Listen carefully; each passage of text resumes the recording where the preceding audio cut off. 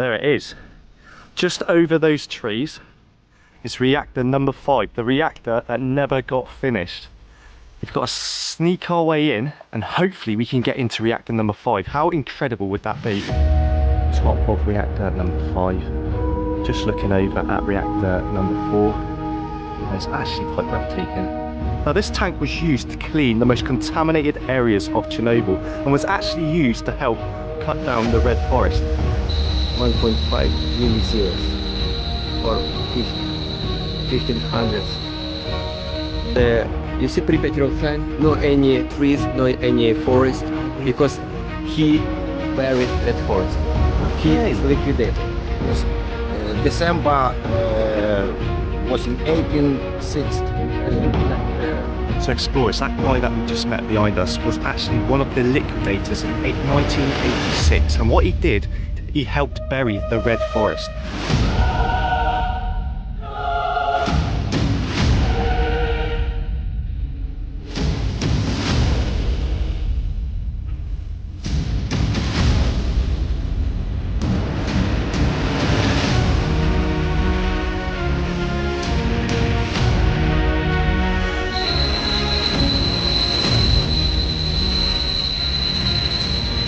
What we are about to do is probably one of the most dangerous things I have ever done. We are going into the basement of Pripyat Hospital. Now this is highly radioactive. I do not encourage anybody to go into this basement. We're doing it so you guys don't have to.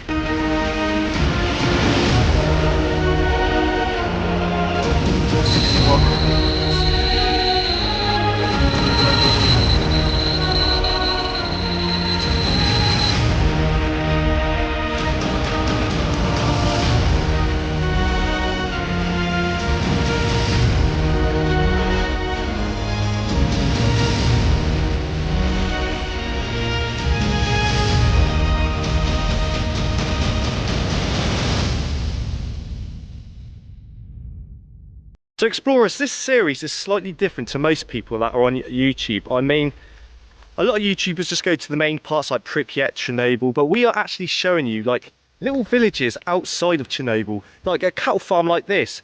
I mean, these are the little things that a lot of people don't see, and this is what I wanted to show you guys, because things like this just get left forgotten. So yeah guys, you are seeing stuff that not a lot of people have seen.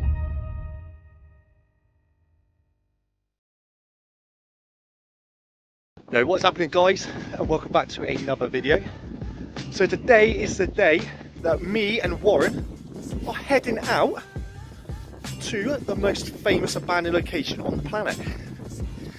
You guys probably already know where we're going because I'll probably put it on Instagram and photographs absolutely everywhere. But yeah, we're off to Chernobyl, baby. Just at the airport, Stansted. Getting a little bit nervous. Don't like flying too much. I'm sure we are going to be alright. Right guys, I'll catch you inside the airport. Right guys, we're in the airport. Warren's been stopped by security. I told you he would. I had a pat down. And Warren's now getting his bags searched. So yeah, we both got stopped. We both must look dodgy as heck. But yeah guys, we've made it in. Just waiting for Warren now just to be searched and we can get on the plane. Happy days.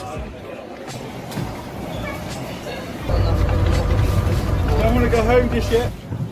I'm leaving on a jet plane. I don't know when I'll be back again.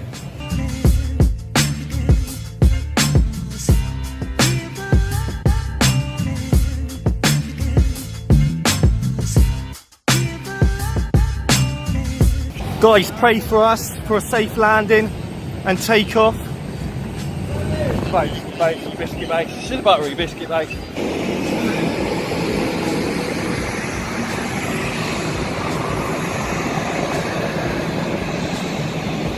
So here we go, we have Warren Tepper, who's going to tell us everything you need to know about this aeroplane. Who's Warren Tepper? Warren Urbexton, tell us everything you know about this plane. That's the engine. Yeah. That's the wing. That's the plane. Okay. I thought he was a mechanic and you was going to go into more detail than that. Mate, I'm a mechanic on cars, not aeroplane. Guys, we are now on the plane. We are ready to take off. We're ready to get to Kiev. very, very quickly, hopefully. My heart is pounding pretty fast. I need to relax, guys. I need to relax. Oh, mate, seriously, chill out. Huh? Chill out, man. Chill out, man. Yeah. Right, see you guys in Kiev.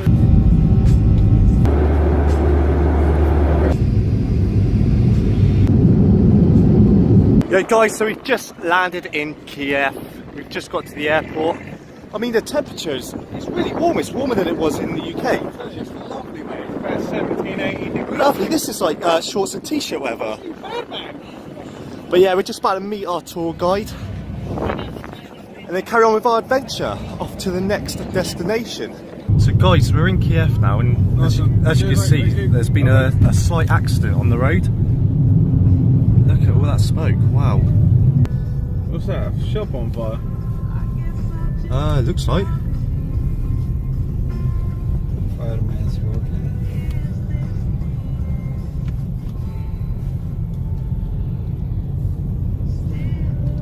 Looks like it's a shop on fire. Not too sure what's going on.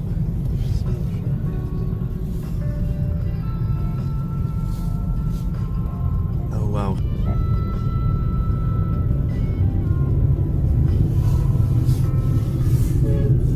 Oh man. There's a flower shop. And territory var museum. That's incredible, that is.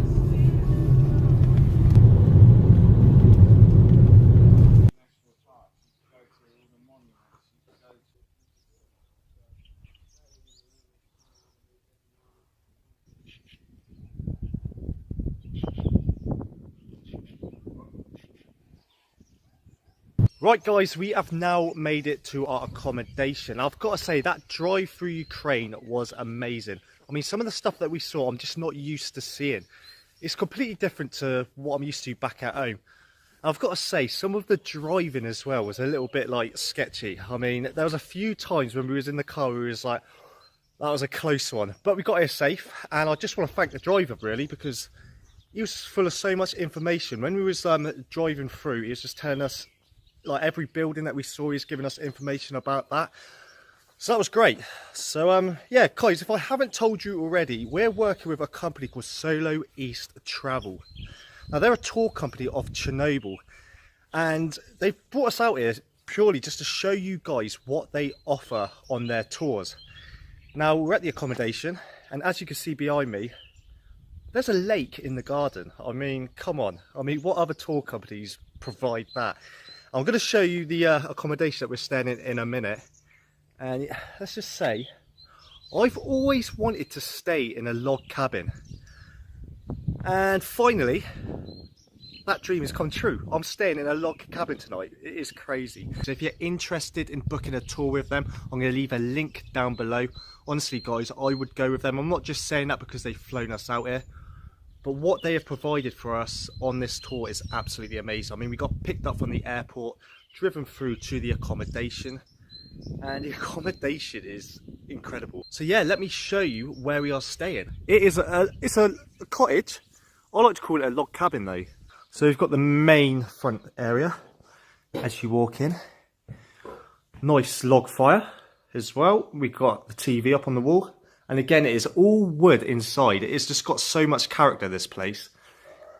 And lovely. I mean, they cooked us dinner as well. They've even cooked us dinner, and you get that part of your package. So, bonus, eh? And it was really nice as well. I had beef and mashed potato. And what's this traditional bread called? It's black bread. Black bread. This is a traditional bread in Ukraine. And apparently you can make, is it vodka with it? Kvass. Kvass. You can make kvass with this bread, so it's pretty cool. And yeah, traditional bread. Let's go to the kitchen. You've got the kitchen area, massive fridge, microwave, everything you need in there, blah de blah de blah. But now we're going to come down here, and this is the room that I'm staying in. Decent sized room, 2 beds. I only need one of them.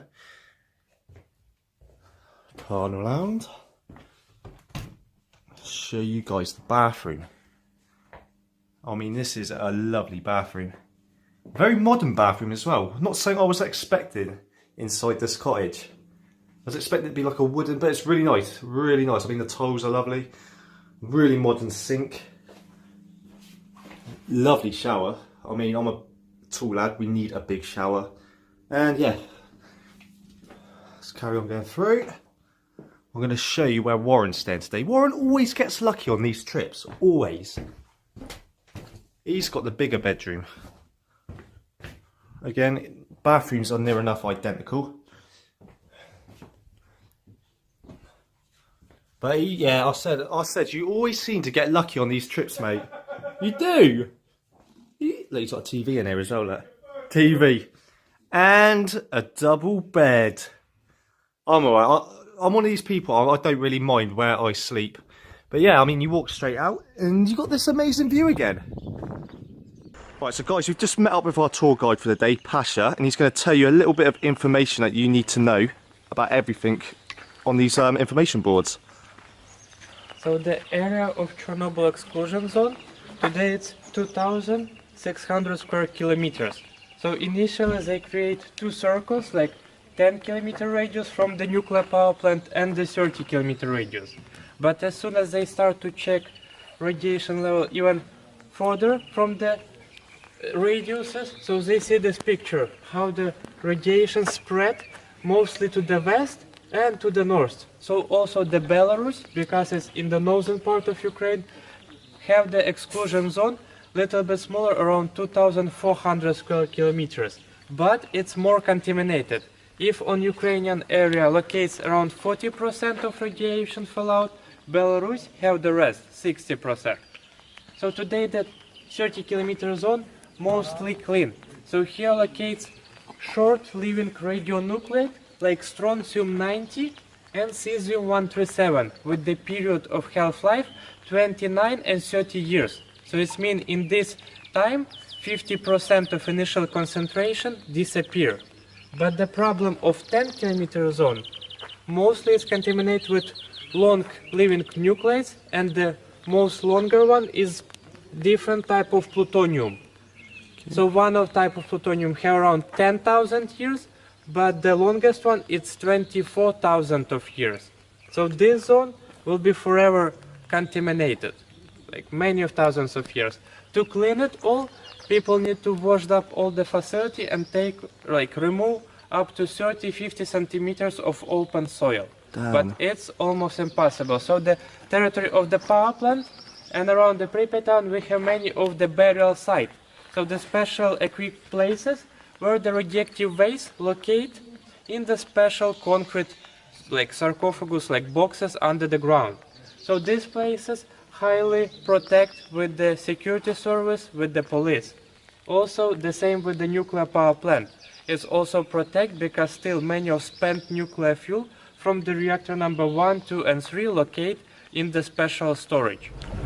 Right, so guys, this image that you can see in front of me and this road that we are on is the road that we are actually on now. As you can see, the lampposts in this picture are the lampposts just outside the car. And on the pedestrian side, as you can see there, it's completely overgrown now. Nothing there. I mean, you wouldn't even know that it existed there. But yeah, it's just crazy seeing the picture here and seeing it like this now. So they were like completely covered with radiation. And forest is gone now, isn't it? Yeah. So not to spread radiation from these trees with the wind again, government just cut down and buried them under the ground. So today all the original red forest under the ground, but new trees start to grow there.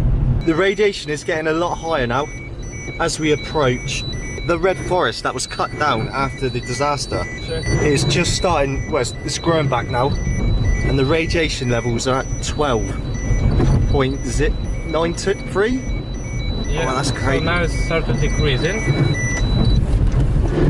And there we have the famous sign. Right, so guys, I'm going to show you how radioactive the Earth is. I mean, as you can see now, it is 0.78. The closer I get to the soil, as you can see, it's getting higher. Now, if I put it down to the ground, you can see it's up to 0.93. If I even go over here, it starts to beep, and it's 4.33. And that is how much radiation you are going to get through your body in an hour. It's gone up to 6 now, guys. If I pull it even closer to the ground, 7, and it is rising. So if I was to stay here for an hour, this is how much radiation I'm going to get through my body. We're up to 15. So that is why we don't stay in places like this for very long, because we don't want to be, obviously, contaminated with this radiation. So, yeah, guys, we're going to carry on and get closer into Pripyat. Right, guys, here we go. We are now entering Pripyat, the main area. That's it, we are now in.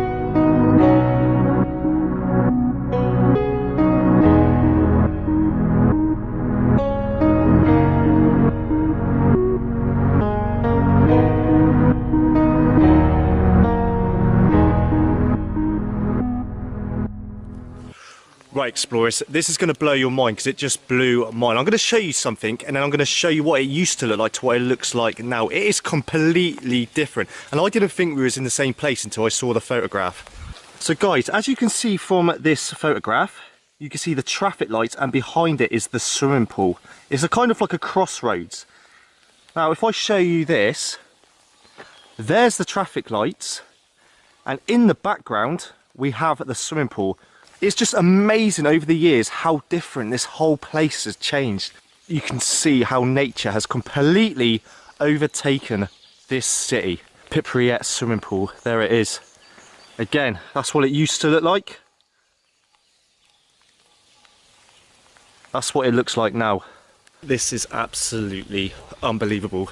I just can't believe we're here. I really cannot believe we are here in Chernobyl exploring this place. Almost 33 years to the day the Chernobyl disaster happened, and now we are walking around exploring this abandoned city. This is a photograph of what it used to be like, and this is what it looks like now.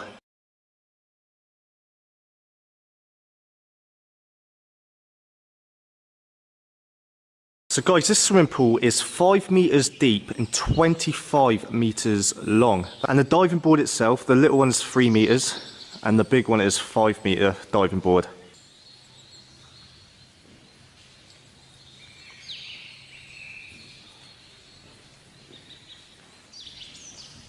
So guys, as you can see, this is not actually a clock. This is to time. It's a timer basically, and it would time how fast you would like do your races. Now below it is a sign. Now this sign is for the people who worked in the nuclear power station and like their children, and it is like a sports sign. It's their sports like symbol really. And apparently this hasn't always been here. I mean, it's been in Pripyat, but it was probably in like a basement somewhere, and somebody come into the swimming pool and they put that here, which I think is really good because people could come in and it just, there's more history behind it all when you can see stuff like this lying around. So explorers, if you are a big fan of Call of Duty, you will recognise this swimming pool from the game. One of the maps is based on Chernobyl and Pripyat, and they have this swimming pool that you can actually go in. And I've played that game quite a lot, and to stand there, it's just like, I'm in Call of Duty. I'm in Call of Duty, Warren. So explorers, apart from a swimming pool being here, they have actually got a basketball court as well. So we're going to head over and show you guys Pripyat basketball court. So explorers, this is the basketball area. As you can see, a lot of the floor is now torn up. And again, all the metal on the windows would have been stolen. That's why most of the glass is all like fallen through. So there was some good like sports facilities in Pripyat, and they had their own teams as well. Right guys, now this is something I didn't know existed. You've got the main swimming pool for like the adults and stuff, but if you've got little kids, you've got the smaller swimming pool for the children. As you can see there, it's still pretty deep. I mean, if I was a child swimming in that, I definitely would have armbands on, that's for sure. But yeah, this is the swimming pool for the children.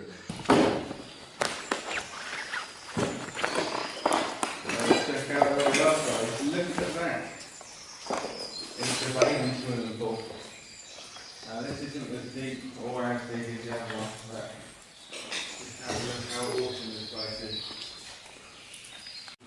So guys, we are just about to enter the school of district number 3. So each district had a school. District number 3 we are about to enter now. As you can see, they've got it written up on the sign as well.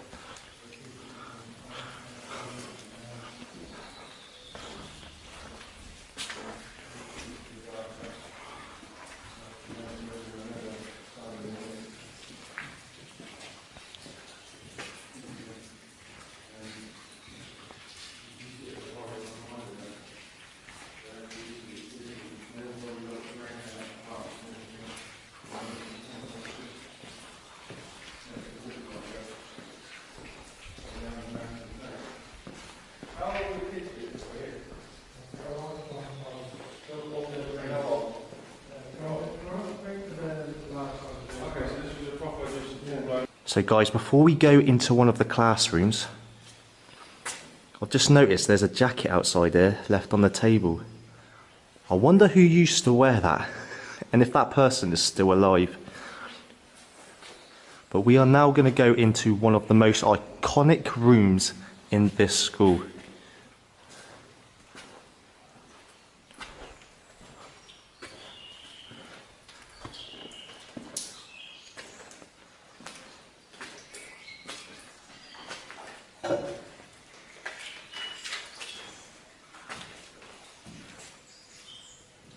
And here it is, guys. The gas masks that they would have used to protect themselves. Just lying there on the floor. There's just so many. It is unreal.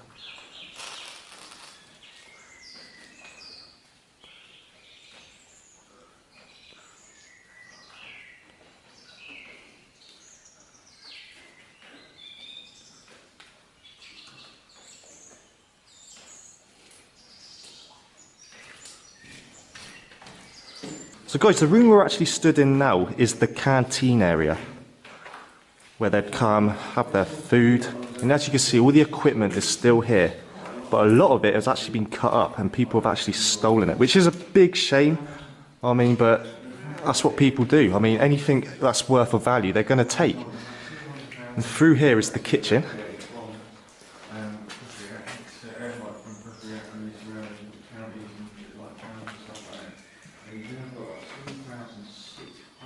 And as you can see, there's gas masks all over the floor, just lying there. Put there purely because people wanted to take decent photographs.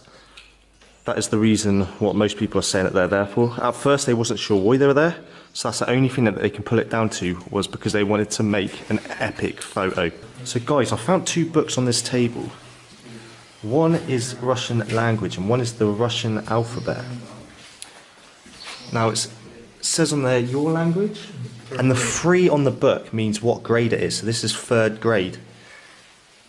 So it's pretty interesting. And then next to it, we've got like a DNA like statue here. And apparently this statue here has been moved around so many times just to get a decent photograph. So the science classes, there's one on the ground floor and there's a few on the 2nd floor as well, which we'll go and have a look in a sec. So guys, we've come into a classroom now. This classroom would have been for 1st to 4th grade students, and anything past there they would have been put into different classes. But as you can see, the tables are still here. We've still got books on the tables as well, which they would have learnt from. And then at the back there's like a notice board. I'm not too sure what that says on there, but on the floor there's pages of books still down there. And at the front we have the alphabet as well. So it could have been like a language class that they taught in there. But apparently all these classrooms were used for like loads of different lessons.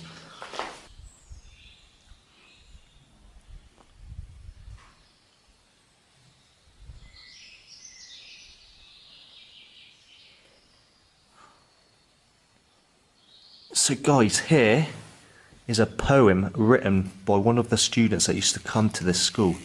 I'm not quite sure what it says, but that is fascinating. Guys, we've entered one of the physics classrooms now. As you can see, there isn't much left in this classroom, but I want to show you as much as I can.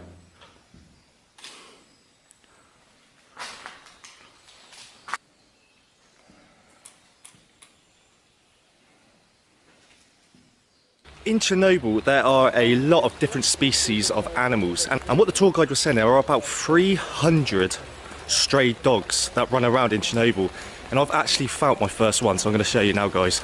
Here it is. This is one of the stray dogs in Chernobyl. Our first one of many that we're probably going to see running around in Chernobyl today. Hello, mate. No, he's just chilling. He wants to stay out the rain and he doesn't want to be hassled. So I'm going to get the camera out of his face and carry on. So guys, we are actually stood in a furniture shop now, and everything that was sold here was sold to be put into the apartments. And as you can see, a lot of the stuff is still here. Like we've got drawers, cupboards, yeah, all the furniture that they would need in their apartments. And as you can see, it's a pretty decent sized room.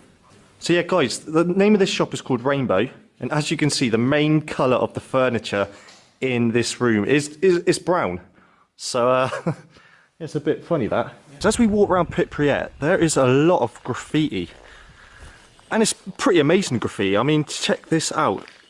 That is proper artwork, that is. And I mean, this has been there for just over a year. And also, guys, recently there has been a sighting of a bear actually in Chernobyl. So, yeah, it's quite ironic, really. Now I think the next place that we're going to explore is probably the place that I've been looking forward to the most. We are going to the amusement park. Now I want to go there and get a photograph. That is like the main reason that I'm here. Cannot wait. Right, so guys, we are here. We are in the amusement park now. And I can see it, the most iconic part of Pripyat, the ferris.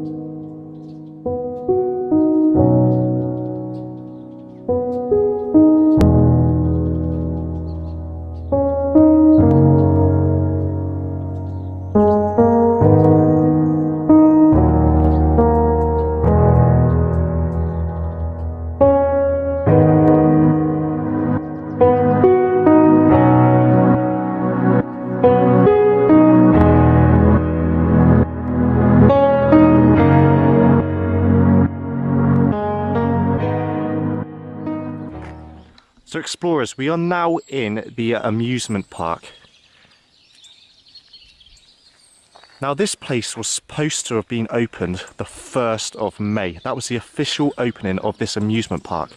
But they actually opened it early on the 26th, the day of the disaster. And that is because they wanted everybody to come down there and they didn't want anybody to panic what was actually happening in Pripyat and how dangerous the nuclear explosion was. So they opened it just to like put everybody's mind at ease, and it was only open for one day. And one thing that I noticed coming here is that Ferris wheel is a lot bigger than I first thought. I mean, when I see photographs and stuff, it doesn't actually show you really how big this Ferris wheel actually is. And then we have Warren, he's actually riding one of the rides there. And then right down at the end, we've got the Dodgems, and then a shooting range right behind. And as you can see, what I will show you guys later, there is some more artwork and there are some deer on the walls. This is probably one of the most iconic things in Pripyat. This is one of the main things that I wanted to see coming here. There's only one thing that I can do while I'm here, and that is, I've got to touch it. I've got to I'm here, there we go, I've touched it. we have touched the Ferris wheel in Pripyat. And the one crazy thing is, when you walk around Pripyat and you see all like the paint and stuff, most of the paint has completely like disappeared, but the caps on this Ferris wheel are still yellow. I don't know if they use some special paint on this Ferris wheel.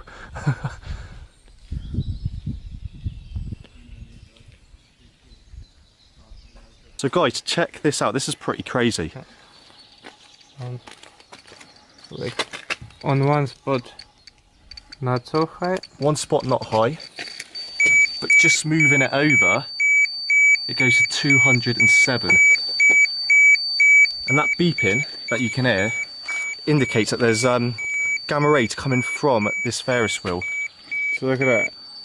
That's already You see, gone down to 2.8. this beeping, it means that through the device, like flies the gamma rays. You see, as further, the beeping start to go lower, Yep. and as closer, It's just crazy that it's that one little spot on there. Right, so explorers, we are actually going to go inside the dodgems now and show you a close-up view of these.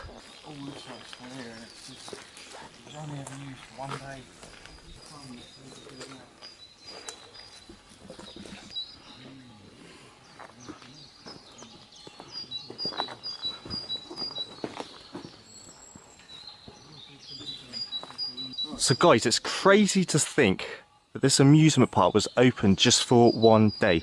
All the money that was spent to build it, and they only opened it for one day. It's like, yeah, it's hard to get your head around. Right, so explorers, we are now inside a parade room. And as you can see, all the banners are here, but were never used. Now this was going to be used on the 1st of May, the opening of the fun fair. And obviously the disaster happened before they could actually use it. So it's just all left there in this room, never used. And now guys, we are going in to the theatre. So guys, we are now at the back of the stage in the theatre, and beyond this point would have been all the seats, but we can't go any further because it is pretty dangerous in there. And guys, in front of us as well, we've got some more lighting. And then beyond that would have been the seating area for the audience and the people that are going to come here and watch the theatre. Not going any further because it is like very, very dangerous.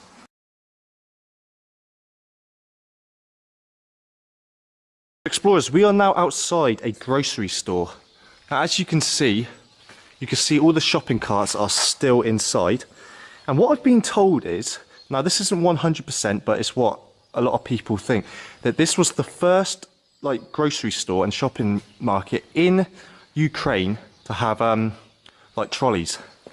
Like other supermarkets that you'd have to go to and grocery stores, you'd have to ask for what you wanted. This one you could just go around and get whatever you wanted. And apparently that was the first one in Ukraine to do that, because they wanted to make Pripyat like the best city or best town in Ukraine. And again, you can see the names of each aisle and what would have been sold in them aisles. And I think there is still the fridges of where they'd actually keep all the groceries. And again, guys, outside the supermarket we have more graffiti, and this is over 10 years old, as I was told. So we've got one which is a little kid on like one of them bouncy balls, and over here is another kid pulling a funny face. Right, so guys, we have come to some residential flats in Pripyat, and we are going right to the top.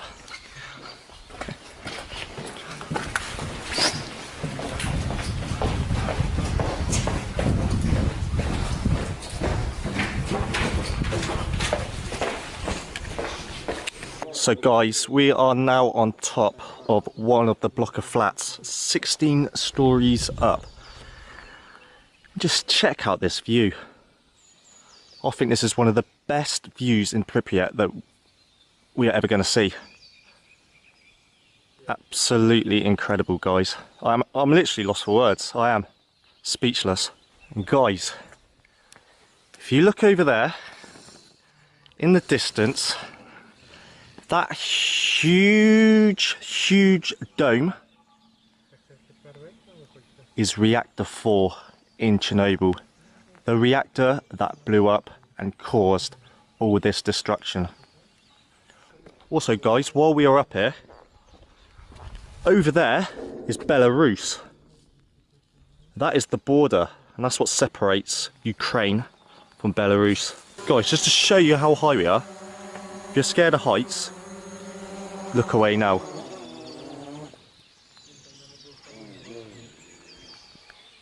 "16 stories high, looking over Pripyat. Absolutely incredible. My dream has definitely come true, guys.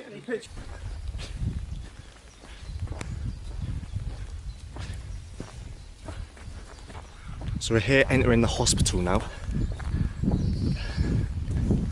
And this is the main hospital in Pripyat. And I mean, there's a lot of stuff to see in this place.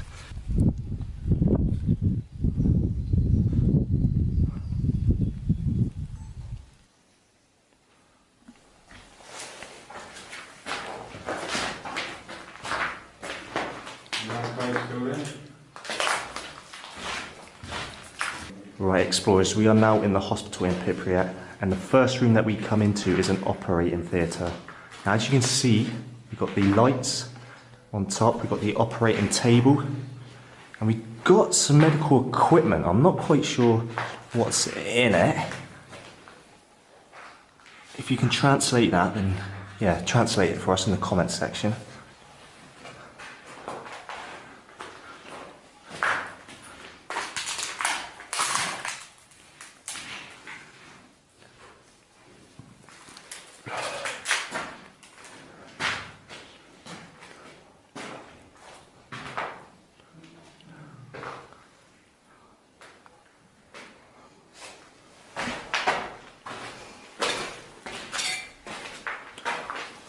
Also guys, it looks like there's like some sort of safety coat or something, doctor's coat. I'm not sure what it is. So...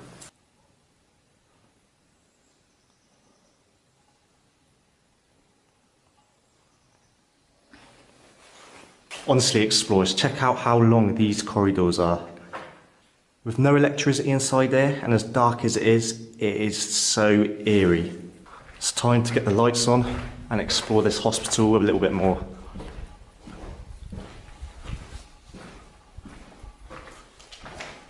So guys, if you've seen Josh's video on Chernobyl, you know that he went into the basement of this hospital and he found all the firefighters' equipment down there. This was one of the main entrances to get down, but what they've done is they filled it in now, so it's a lot harder to get in. But yeah, that would have been good to see, but we can't get down there. And apparently it's like a maze down there, very hard to get around. But yeah, very radioactive down there as well. And next to the entrance, guys, there's a safety suit here. And that is to stop people from like cutting themselves while they're down there. And, like get infected with like radiation and stuff that they want to keep out of your bodies. Right, so guys, in the basement, there is still the like clothing that the firefighters would use. Somebody's actually brought a bit of the fabric that was worn by a firefighter up. Now if I stand back and look at our meter, you can see it's reading 0.33. Now if I put this next to that bit of fabric, you can see it's now reading, it's going up, 10.54. And it's just going to go up and up and up. So that just shows you how radioactive the firefighters' like clothing and stuff was. So guys, this room here would have been used for like water therapy. So obviously you'd get the patient, you'd put them in the bath and just try to get them moving again. I mean, like their muscles, they're going to seize up. Get them into the water therapy, it's going to relax the muscles, it's just going to make them feel a lot better. So this is what this room would have actually been used for. Right, explorers, we're coming into the maternity area now. This is where they would give birth on that table. And look, it's even set up still, ready for somebody to come in here and give birth. I mean, we've got the huge operating lights above.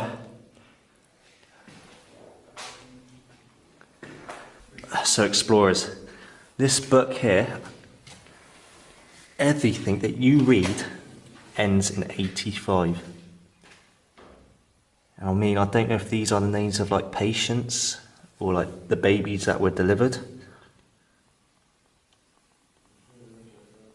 But 85 is the last date that it goes to. Wow. Oh God. We've got another one. Got another one of these birthing chairs. So guys, you can just picture how they would have given birth in this hospital. I'm not going into too much detail, you've got your own imaginations. But somewhere down here is where they would have bring the babies.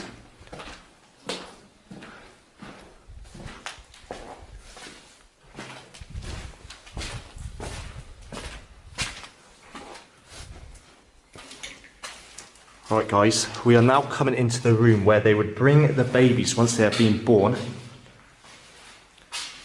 and put into like little beds, or their little cots or whatever they call these baby beds. And they're all exactly the same as well. Some are raised up and some are completely flat.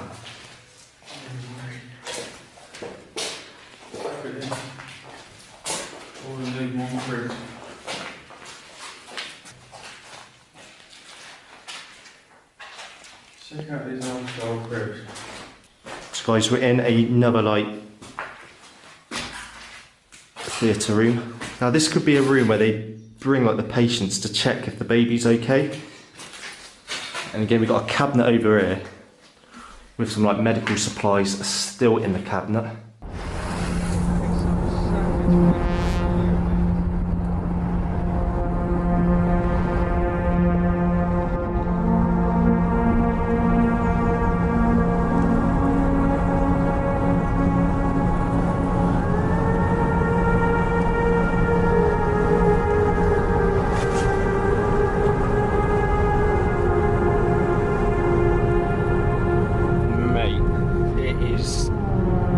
Like 3 times bigger than you ever imagined.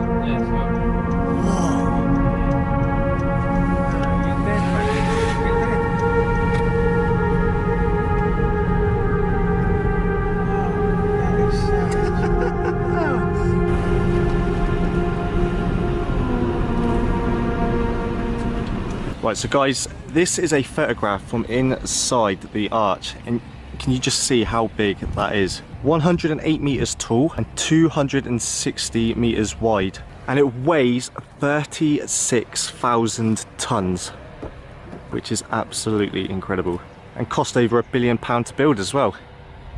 So we stand somewhere here on this spot. Okay. And the destroyed reactor. And this monument that you can see here, guys, that was built for the first people that built the first shelter over the reactor. To heroes, professionals, to those who protected the world from a nuclear disaster, in honour of our 20th anniversary of the shelter object construction, the 30th of the 11th, 2006. So guys, in case you didn't know and you've been living under a rock for the past like so many years, this is actually reactor number 4, and this is where the explosion actually happened and caused this like massive nuclear disaster. I mean guys, I cannot describe to you how big that dome actually is.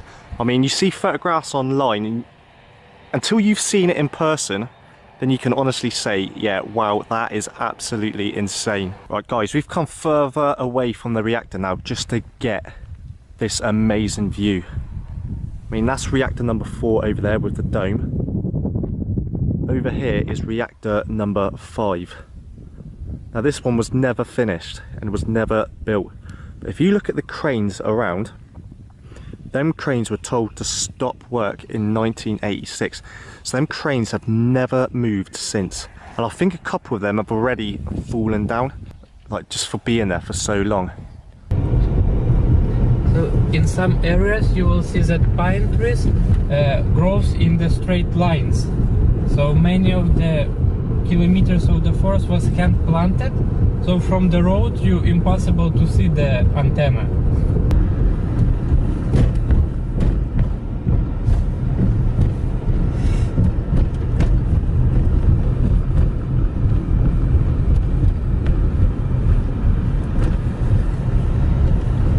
Right, so guys, this is quite a funny story. Before we actually go and explore a little bit further on into Chernobyl, here is a mannequin.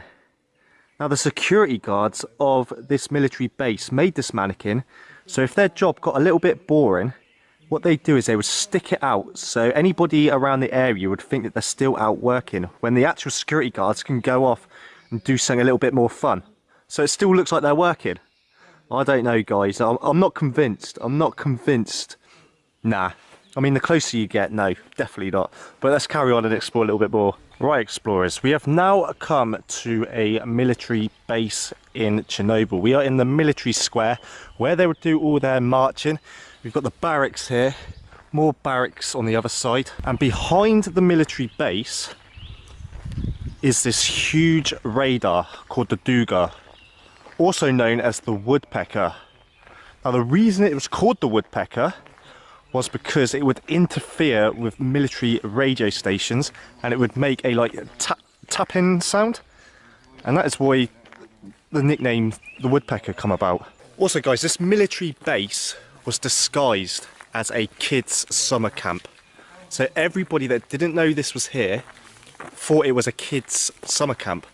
So that is why this military base was like undetectable, and this huge radar system nobody really knew about because it was just disguised. But honestly, you want to check out the size of this radar system. It is insane.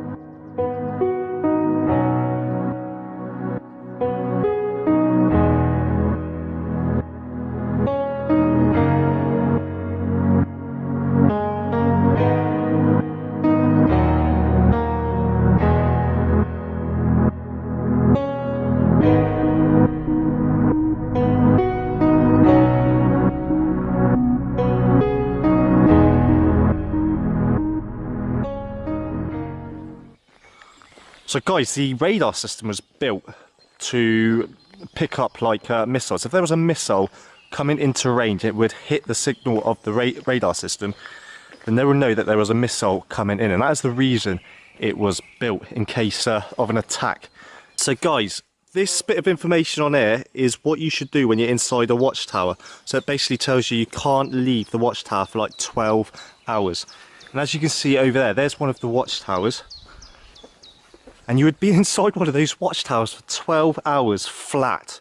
Obviously you couldn't have a break or anything. Yeah, that is crazy. And this information here just tells you what clothes that they should wear in the winter. And other times, I don't know if that's like when you're on patrol or something. It's just different military clothes that you wear. So guys, we're now going into the training area. Now this is where they would teach anybody who was working on the Duga how to use it. Now as you can see, look at the size of it. Right, so guys, we are now in the training area for the Duga. Now everything that you need to know you would learn inside this this area. So as you can see above, these are all the missiles from like America, and they would know absolutely everything, like how fast the missile can go, how many seconds it takes for it to like take off. And the way that they find out is on these pads there, it would come up with a unique pattern. Now these soldiers will work out what each pattern means and what missile that it represents. So say that missile up there was coming in, the radar would pick it up and it would beam up a pattern on this panel. And whatever pattern does come up, they can work out how fast it's going, what missile is actually coming in. And it's incredible. Just check this place out.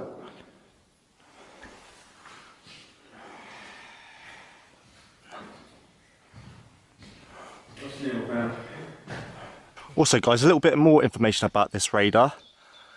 It wasn't shown on Google Maps when Google Maps was made, because obviously they didn't want anyone knowing about it. So they didn't allow the radar system to be put on to Google Maps. That's how much they wanted to keep this a secret away from everyone. But it is, it's just breathtaking, really. It really is. And if you could see how Warren was reacting around there, he was like a big kid. That's because this is my most favourite part of Chernobyl so far. My most favourite part. So happy. Happy. This has been a truly amazing trip. And all I've got to say is thank you to Soloist for putting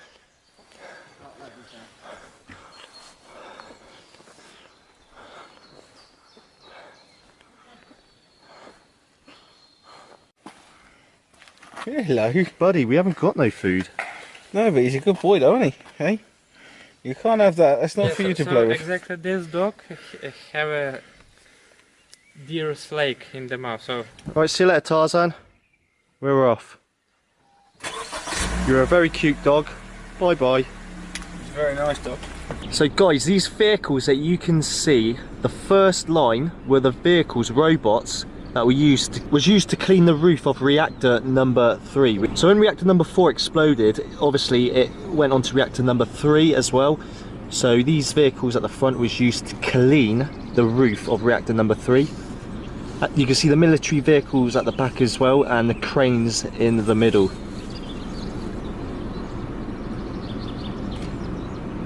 firefighters. So it was built close to it in 1996. So on the monument you will see the firefighters to the right and the plant workers to the left.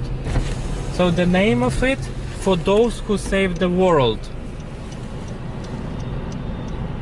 Well, in theory, yeah, well, in all reality, they actually did save the world.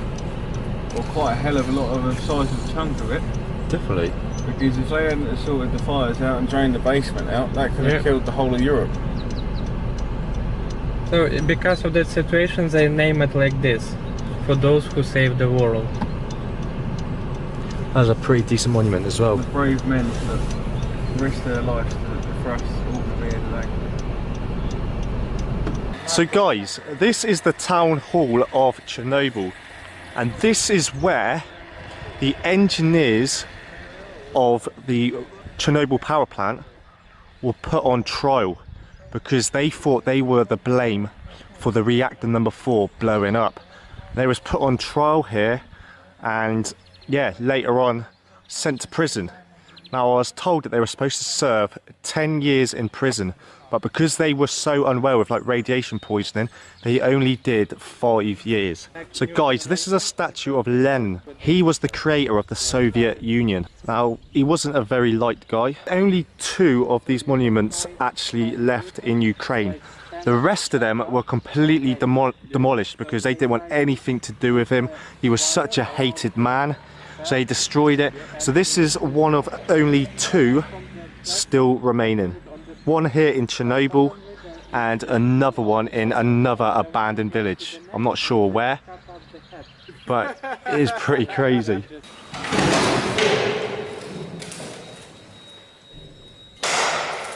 Yeah, buddy. He is safe. No radioactive.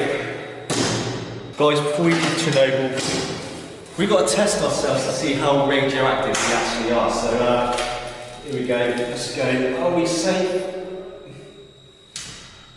Put your hands on the thing. Well, I'm set. That's it. We're good. Yeah, baby. We're not going to stay there. Although I'd love to stay there a little bit longer. Right. Guys, we have officially left Chernobyl now. That is the tour over. It has been it's been amazing. That is a dream come true. I can tick it off my bucket list now. Right, time to go. I'll see you in a bit. Also, these horses was added to the zone to see how they will survive the radiation. Today we have more than 100 of these horses. Damn. They're completely wild. So you see they're a little bit smaller than regular horse, but bigger than pony. So they're like a special breed. Yeah, so it's like Mongolian breed of the wild horse. Okay. But now it's one of the biggest. You've got one of the biggest numbers in the world, then. Yeah. So today they like starts to go less. So Okay. numbers is decreasing. So in the zone we have around 100. So this 10% of world population. Damn. Goodbye, Chernobyl. Bye bye. It's been an honour.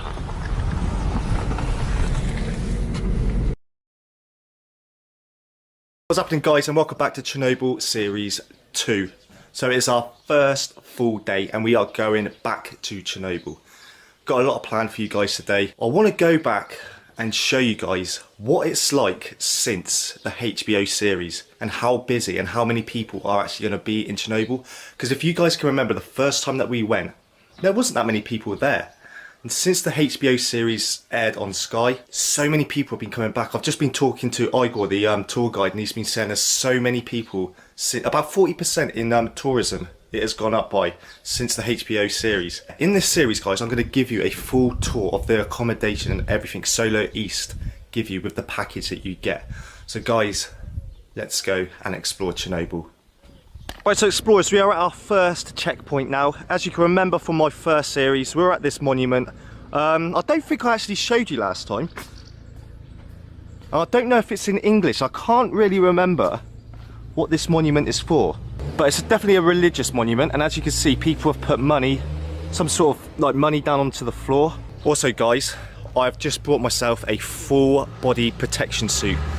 So you guys already know what is happening in this series. We are going to be showing you stuff that not a lot of people have seen, and not a lot of people have been down for a very long time. So it's going to be good, it's going to be good. So guys, just stay tuned. We're waiting for Igor, our tour guide now, to fill out some paperwork that we've got to sign, which lets us go into Chernobyl, gets us past the first checkpoint. Also, I'm going to be telling you some home truths as well later on, stuff that the internet say that isn't actually true. So you're going to be finding out the truth in this series. We are joined today by one of my buddies, Luke Dennis. Now this is your first time in Chernobyl, yeah? It is, and there's our full suit. And this is our full suit, guys. It cost us 400. Yeah, it cost us an arm and a leg, to be honest with you. But it's going to allow us access into places that not a lot of people can go into without it. So, yeah. Right, we're going to wait for Igor now, and I'll carry on filming afterwards. See you in a bit. Right, so guys, we have now made it through our first checkpoint, and we are in the town of Chernobyl. What we're going to do now is we're going to go into a canteen, and there's a restaurant on top, and this is where the workers will come at the power plant to like eat their food, basically. So yeah, as you can see behind us, this is the town of Chernobyl, and behind us here, this is the canteen and restaurant where we're going to go into now and see if there's anybody in there to talk to. Also, our tour guide for today is Igor. You've probably seen him all over YouTube as well. Local celebrity, really, aren't you? Guten Morgen. Guten Morgen. So guys, the name of this canteen, as you can see up there, is translated as Pripyat. So this is where all the workers would come to get their food. Yeah, that's what it is, and we're going to go in now. The workers come here for food. They have to be checked in case of contamination. There are some scanners. Ah, we got you, okay. So yeah, guys, once the workers have finished their shift and they come in here to have their food, obviously they need to be checked for radiation. So as you remember from the first series, when we left Pripyat, we had to be tested in one of these to see how radioactive we were. Luckily we wasn't. How radioactive do you reckon we are now? None. No. No, not yet.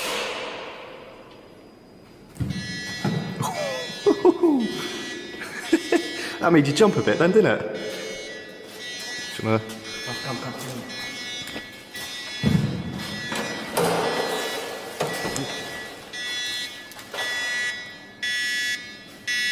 What's it beeping? This means you're already contaminated.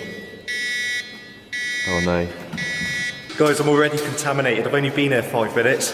I guess you know when it is off now, right? Okay. When they turn it on, it is testing itself, you know. So each scanner has 14 detectors and special display, which can shows us So I'm guessing whatever flashes is where the... This is left shoes, right shoes. Left hand, right hand. Okay, got ya. And How does it go? Back? backside. Backside? Arse. I know only us. Yeah. I don't know if it's correctly to say yes. Yes. Have you ever had anybody on a tour that fell? Yes, maybe 5 times during 10 years. Yeah? And all these cases, the shoes were contaminated. Right, so guys, we've come into our first grocery store, and as you can see down here, we have got some Chernobyl apples. They're not really, guys, they're watermelons, but I think that's like a running joke that the apples grow so big out here. And yeah, and as you can see, they sell near enough everything that you need. They've got juice, and this is the good part. This is the best section. Look at all of this alcohol. Oh, and fish. Fish, smoked cheese. Where does the fish come from then? Is it? They say from outside. They say. Yeah. Okay. Welcome to Ukraine. Yeah. Welcome They say to from outside. Now behind us, this is the bar. This is where you drink. Something that I've learned today, guys, is people in Chernobyl are only allowed to drink for 2 hours. Alcohol is served from 7 p.m. till 9 p.m. So they've only got 2 hours to drink. So you can imagine all the workers would come over here and just drink as much as they can in 2 hours. I'll tell you, I would be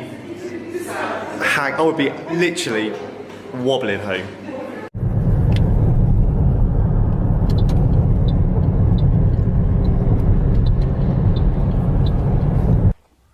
I'm not quite sure where we are, but Igor said there's something quite interesting to be shown here. So we've stopped, we've got out the car.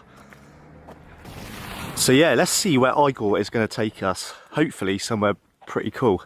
Right, this sign here, as we walk down to our first stop, says shooting range. So the guards, they have their own shooting range in this direction where they practice their shooting. Hopefully their shooting isn't on point today if they need it. But yeah, this is where we're going now, guys. So Igor has told us what the surprise is. We are going to an abandoned village called Ilo? Something like that, yes. Lelyu.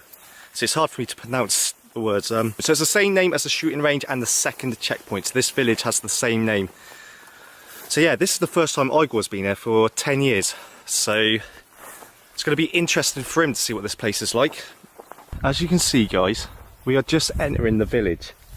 So we've got buildings on the right, we've got like little buildings on the left.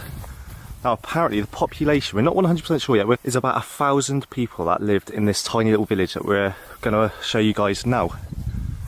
But we would tell you guys exactly how many when we leave, because there's signs that tell you how many people used to live here before the disaster.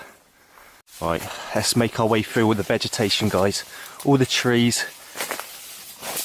Now the first building that we're going to show you is a bank and a post office of this little village. Let's see what it's like inside. So you see a mailbox.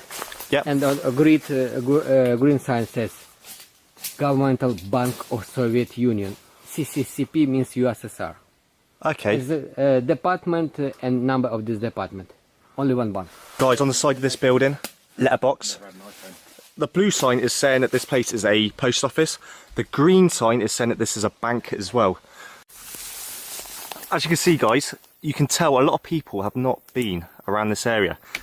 There's no path, there's no trodden in, but all you can see here is where an animal has walked through and it's like pushed down the grass. Do you know what kind of animal? Like a deer or? Yes, two-headed deer. Guys, as you're going to find out in this series, Igor is a bit of a joker. He's a bit of a comedian. So we have president comedian, you know. What do you want to have from guides? Our president is comedian, you know. Yeah. Yes. You know that. Yeah, yeah. So everyone in Ukraine must be comedian as well. Got to. Get in and try to guess what is this. Right, okay. You heard that. I've got to go inside this building, guys, and tell Igor what I think this would have been. Straight away, I would say a school. Yeah. Correct. I got the thumbs up by Igor. You can play lottery. You can guess. Yeah. So yeah, look at this. So everything you can see on the walls of this school, guys, is about the war. And up here, what we would call the Great World War II, they call it Great Patriotic War. Now a lot of this is all propaganda that brainwashes like the young kids into believing things that isn't actually happening, which is a shame. I mean, to brainwash people of that age, they grow up believing a lot of the stuff that is happening, when a lot of it is a load of rubbish. But yeah, on the floor as well, you can see all the books that the kids would have used to read. So guys, this book that Igor's got, that he's just flicking through now, is a book which would prepare the students for a next like war or something. Or... How to build bomb shelters. Okay. You see? Bomb shelter, underground bunker, yeah. Bloody hell. It's fascinating, some of the stuff that they were taught. And here you can see where power plants and nuclear power plants. This is nuclear power plant, this is hydro. Okay. Hydropower. So Kiev and Chernobyl nuclear power plant here. This is Ukraine. So how many Chernobyl nuclear power plant. nuclear power plants is there in the... At that time, Soviet Union had 9 nuclear power plants. 9 nuclear power plants the Soviet Union had. Yes, but all of them produced maximum 11% of all Soviet Union electricity. Okay, I've got you. So all of these are... towns and nuclear power plant. Okay. So this is Novovoronezhsk nuclear power plant and just power stations. What you can see on this map are little towns, power stations that the Soviet Union would have had, and this whole map is of the Soviet Union.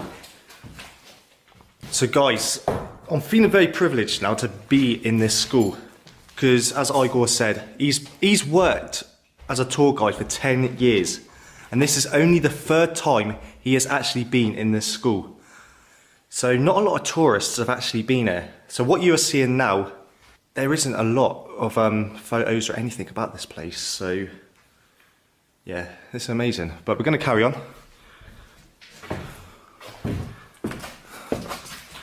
I'm going to guess this is a toilet, yeah? Take a look. Oh. It's like yesterday people left. Oh wow. Not like yesterday with so many dust. So much dust. Wow, this is incredible.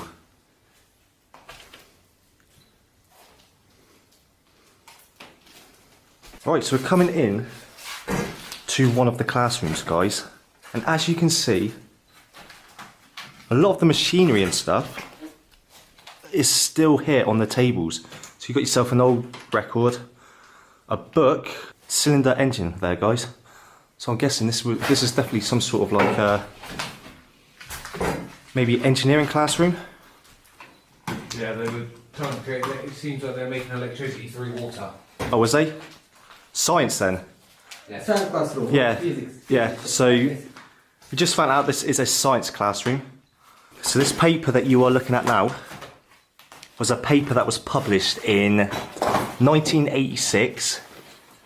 What did you say? Three months before the Yes, 3 months before the disaster. This is 5 weeks before, 8th of March. Okay, and the 8th of March, this one, which was 3 weeks before the disaster. 5 weeks. 5 weeks before the disaster, sorry.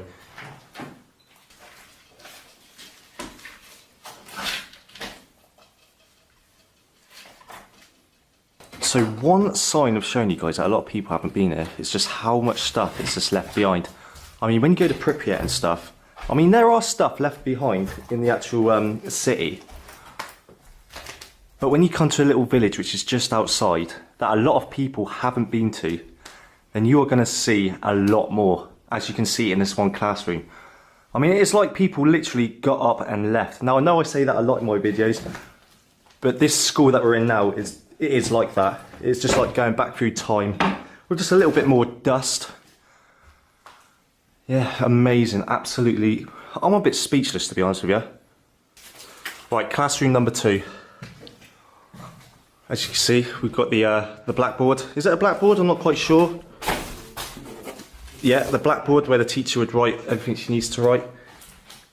But as you can see, this one room has got about 6 photos or paintings of Lenin, who was the leader of the Soviet Union.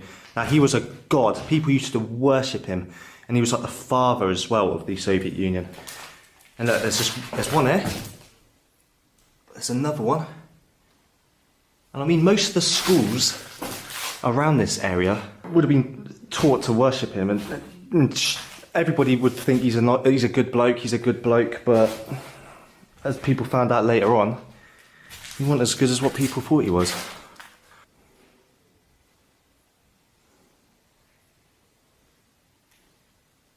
Classroom number 3. Wow. Right, so this classroom, as you can see, has all the desks still in here. There isn't much paperwork or anything, or like belongings, it's just literally all the tables.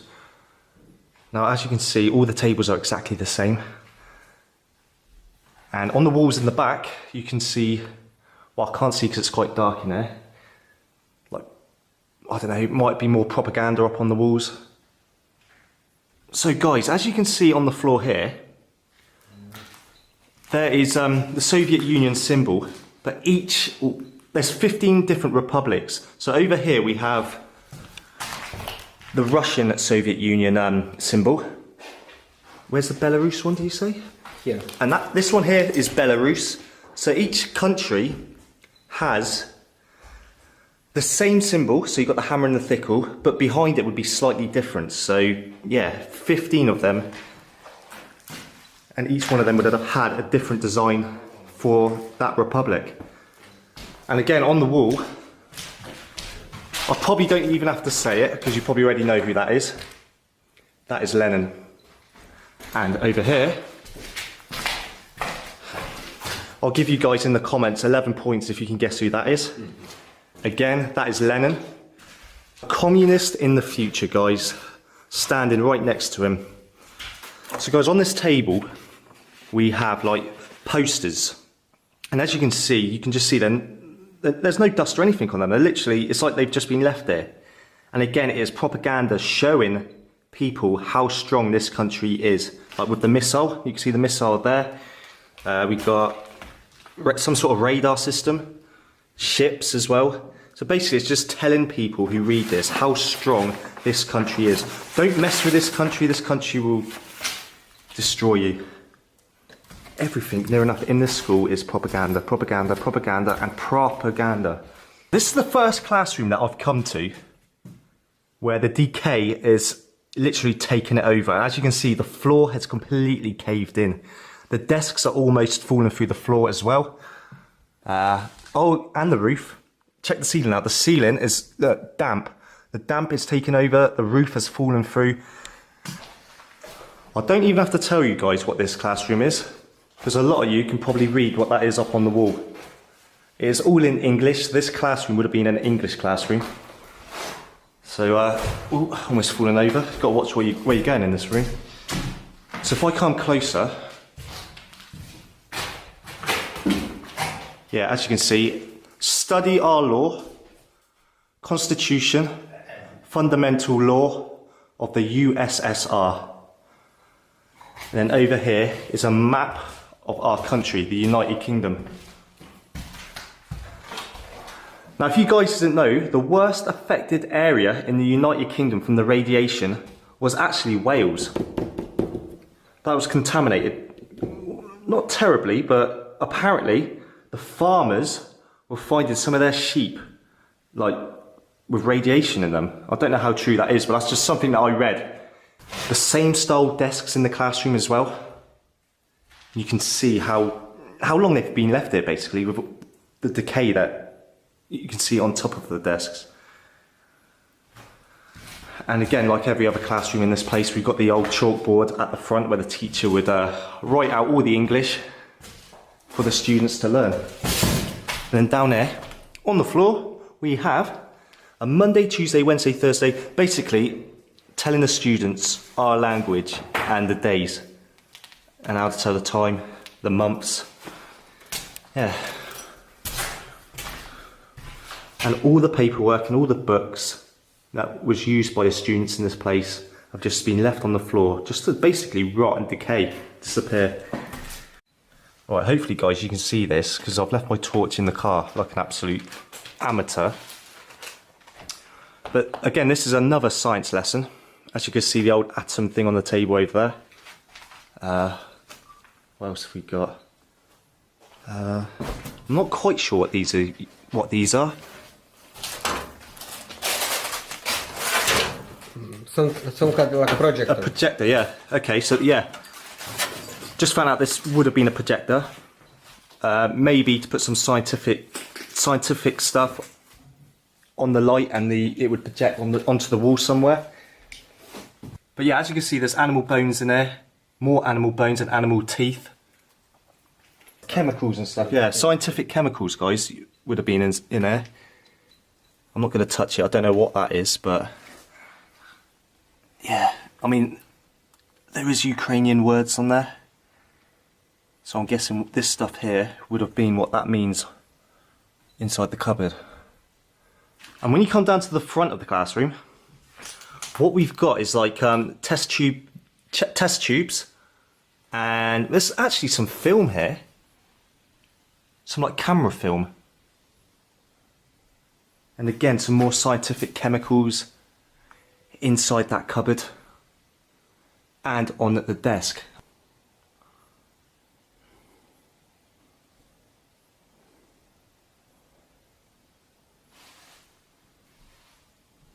Geography classroom. As you can see, there's maps all on the tables, and maps, there's just maps everywhere. Here is another map. Compass. And on the ceiling of this classroom, we've got a giant compass. And then I saw down there, on this desk here, it's like different rocks and different like stones and stuff. And maybe where they come from in the world or stuff like that.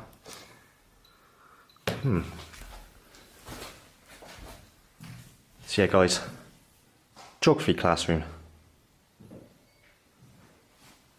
Carry on.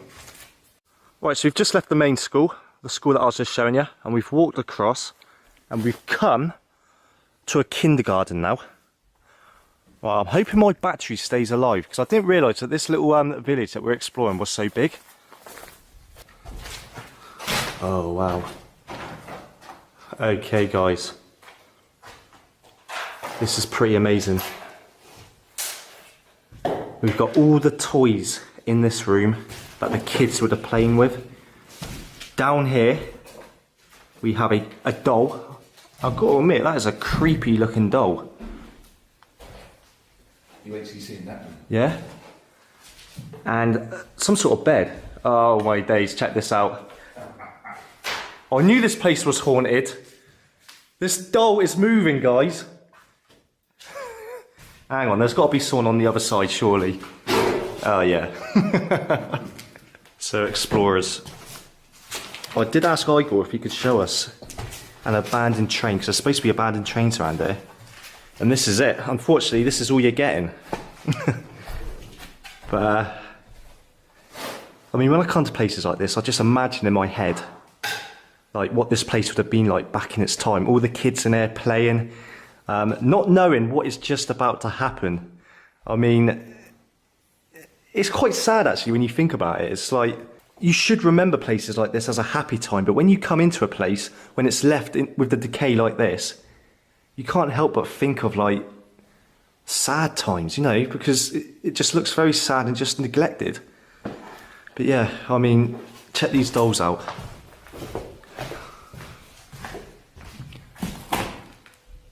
All these, they all seem to have the same colour hair as well. And this room here, guys, this stores all the beds that the children would have slept on. Quite a few of them as well. So yeah, explorers, this is the abandoned nursery explored now. We are going to a village which was buried under the ground due to the radiation. Now, as you can see, we've got a signpost to the village which says Kopachi, which is the name of the village. Underneath, the population, how many people used to live here, so 1,114, and the date that people were evacuated, so the 3rd of the 5th, 1986, so the 3rd of May 1986. So guys, as you're just about to see here, these mounds, these hills that you can see, are houses buried underneath the ground. So it's like a cemetery of houses, and that is all that remains. And as you can see, the radioactive signs, and there's one on top of the mound as well. And I think we're just about to get out and check the radiation in this area. So we're reading 0.23 at the moment. Slowly going up. Well, it's gone up by 1. So as you can see, not bad. No. Because it was covered with clean soil. So as you can see, guys, 0.24 is very, very low, because the buildings themselves were actually buried by the clean soil. Yeah, was buried by the clean soil, which isn't going to leak much radiation. And as you can see, that signpost is saying the location that we're at now. Kopachi, you see. Kopachi. Kopachi, this is the name of this village, and this is capital letters of this location. Okay, got ya. So yeah, our first house, which was buried under the ground. Right guys, just stopped the car again. So apparently Igor was saying there's something interesting down there.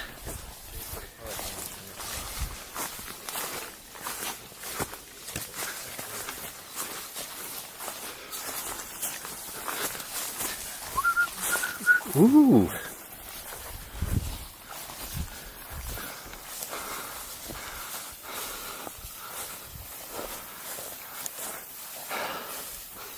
First signs of a structure, a wooden fence.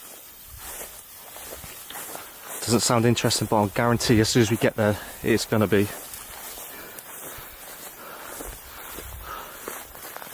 Experimental Field Trial Site, IRS. Radiation Protection, Germany. Okay. What this area is, which is fenced off, it's actually a place where they would do experiments for like crops. What they'd do is they'd plant crops in this field and just see how they would grow after the radiation. And as you can see down there, bottles of water that they would use to water the crops. But at this precise moment, they're not actually using it anymore. But they might do in the future though. In the future they might come back here and do some more experiments. But they've moved on and they've started doing the test somewhere else, I'm guessing. But yeah, very interesting. No money. But this is road, you know, since 1986 never fixed. Never fixed from 1986. But not too bad.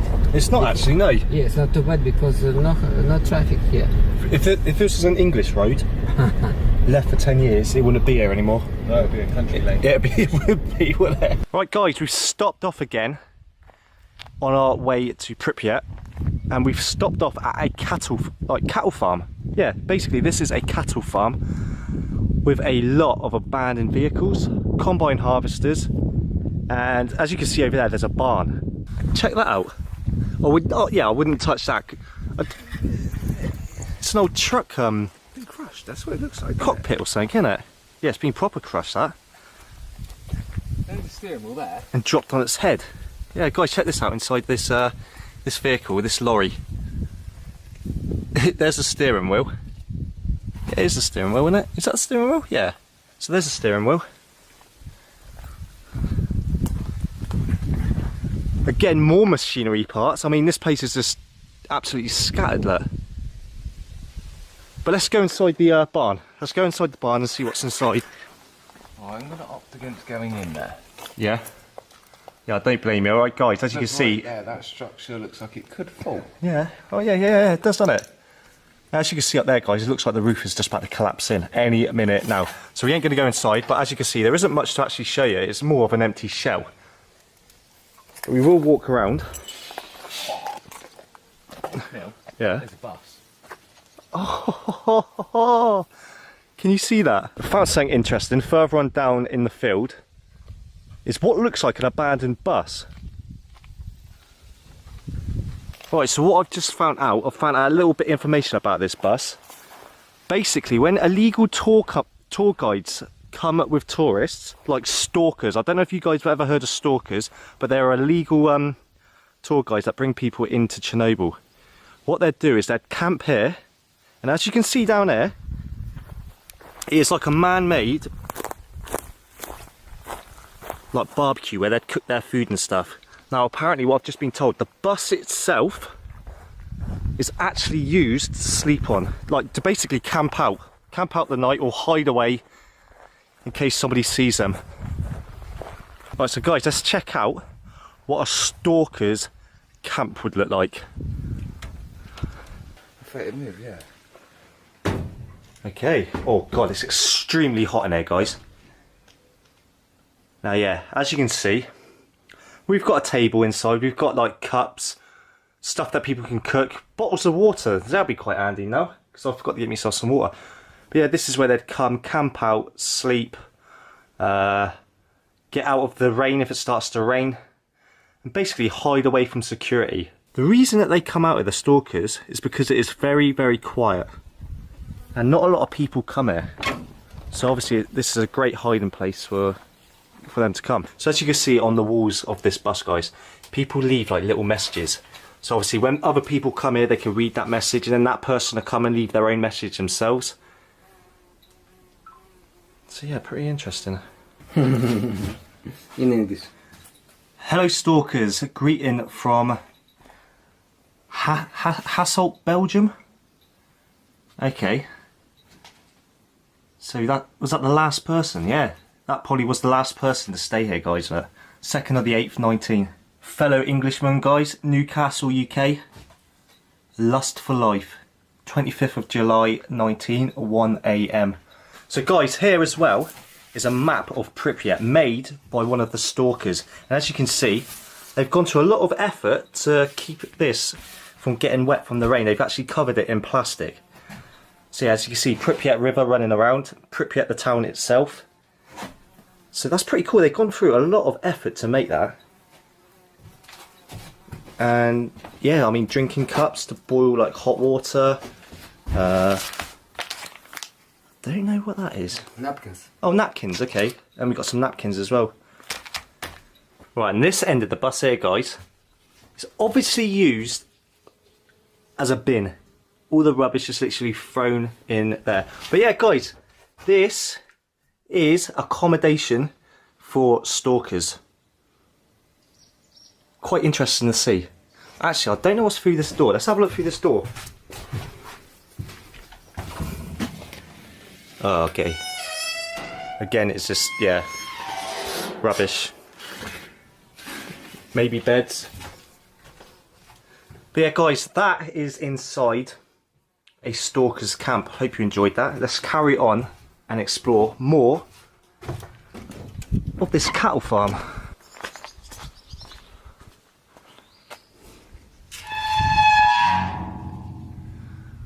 Another barn with what looks like a burnt out moped or scooter.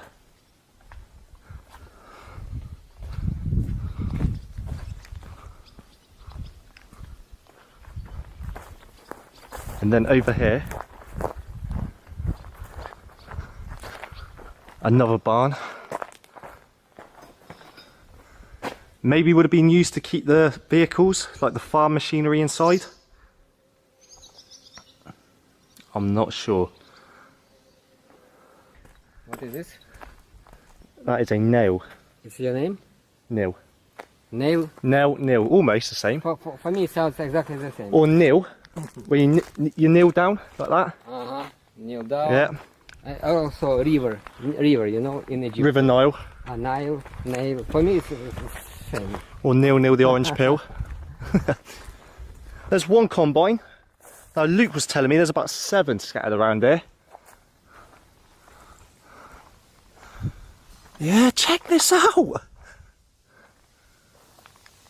Wow. Okay, this is more incredible than I first thought. An actual full-scale combine harvester.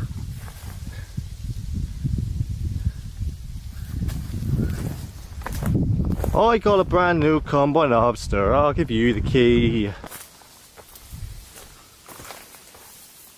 Damn. Oh, this is cool, isn't it? So just hanging from this combine harvester is a gas mask. Literally just put there. So yeah, in this small space, there's about 7 combine harvesters just left there abandoned. There could be even more. This is just what we see in this small little area. I mean, there's more machinery over there as well. Damn. So guys, we've had a final count now, and we've actually counted about 12. We can physically see 12 combine harvesters just left here, abandoned. Now these combine harvesters ain't cheap. They're about 80 grand for one combine harvester. So you can imagine the amount of money that's just been left here to yeah, just decay and just rot away and rust, and that is a lot of money down the drain. So explorers, this series is slightly different to most people that are on YouTube. I mean, a lot of YouTubers just go to the main parts like Pripyat, Chernobyl, but we are actually showing you like little villages outside of Chernobyl, like a cattle farm like this. I mean, these are the little things that a lot of people don't see, and this is what I wanted to show you guys, because things like this just get left forgotten. And these were a big part of the community, part of Chernobyl. I mean, without this cattle farm, there'd be no meat. And it's just, yeah, I just had to come here and show you. So what have we actually seen so far? We've seen an abandoned village with the school. We've seen part of the a village that was buried under the ground. And now we've seen this cattle farm. We haven't even hit Pripyat yet, guys. And that is the main part. So yeah, guys, you are seeing stuff that not a lot of people have seen. Right, explorers, we've ran away from Igor now. He's looking for us. He doesn't know where we are. Nah, I'm only joking. We've walked away a little bit further on down in the cattle field. And right, guys, I'm not a farmer, so I don't really know much about all this stuff. But I'm presuming that thing in front of us would go on the back of the combine harvester and would fill up, and that's where all your crops, your corn and stuff would fill up inside. If you're a farmer and I'm saying absolutely a load of crap in this video, let me know down below. But if I'm right, yeah, tell me that I'm right. I'd like to know that I'm right. So Luke has told me, he might be wrong, but I'm pretty sure he's right on this one, that this would go on the back of a tractor and it will cut up all the wheat or the corn, and that funnel thing there would throw it into the back of that container, and that's where it'd be all stored. Guys, I think that's the cattle farm explored now. Let's carry on and see what else we can find on our way up to Pripyat. We've stopped off down at Chernobyl, a river port now, and as you can see in the distance, there is a few abandoned boats on the shoreline. So guys, I just found some more information about this river port. Basically, the boats would come down. It's the biggest river port on the Pripyat River, and basically the boats would come down here and they would get repaired. They'd get repaired here. If there's anything wrong with the boats, they'd come in here and yeah, just basically get repaired. I've just walked to the other side of the river port, and again we've got some more abandoned ships out there, and behind us there's like a bridge that you can walk up and get to the other side of the river port. Gonna come here? Gonna come say hello? Hello, mate. Here we go. Our first Chernobyl dog. Hello, buddy. Oh, he's a good boy, eh? You a good boy? I've got no food for you. I've got no food. What's your name, eh? What's your name? I'll tell you what, all the dogs are so friendly around here. They must be so used to humans coming over now. Well, it's lunchtime now. We're having our lunch, and we have arrived at our restaurant where we're going to be eating. Also, this is going to be our accommodation for tonight. So this is the Chernobyl Hotel. So we're going to be staying here tonight, and later on I will give you a full-on tour of this place. And here we go. This is the lunch. This is what I've been looking forward to. Also, the one thing that I have been looking forward to the most is this compot. Ever since I come to Chernobyl the first time, this is the best drink that you can get. My favourite drink, and I'm so looking forward to having some. Luke's never had some, so I'm looking forward to see his reaction as well. But now guys, it is time to eat, and I will catch you guys back outside when we continue the tour. Right guys, we are quite close to reactor number 4. Now what you're looking at now is a cooling tower, which was built to cool down reactor 5 and 6. Now as you can see, the thing is absolutely gigantic. Now I'm hoping we can get inside and show you the sheer size. I think that is what the plan is. We're going to go over and get inside the cooling tower. So I've just been informed by Igor that inside this water is fish, and around the water is beavers as well. And as you can see here, this tree has actually been taken down by a beaver. You can see where its teeth have actually gnawed away at it. It's incredible guys, you just don't think about how much wildlife is actually in Chernobyl. Like beavers, I would not have even thought twice about beavers being there. Horses I know about, moose. It's crazy. I would love just to do a full documentary about the animals in Chernobyl.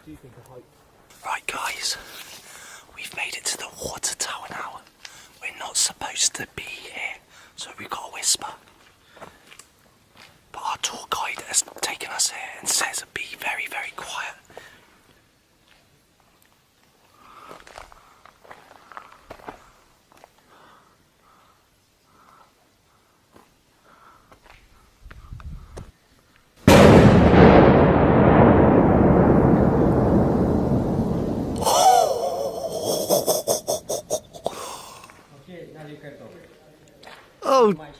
Oh, okay. Woo! When you scream, here, sounds stays here. It doesn't, yeah. So we are allowed in here really then? You was just having us on, was you? Was you playing games? Right, that was absolutely incredible, that was. That sounded like a fighter jet going over. Right, so guys, if you just heard that, that was, well, you're going to hear that. If you didn't hear that, then you've got something wrong with your hearing. That was incredible. So Igor just literally threw a rock and the whole place, honestly, it was like a fighter jet going over. Right, here we go, guys.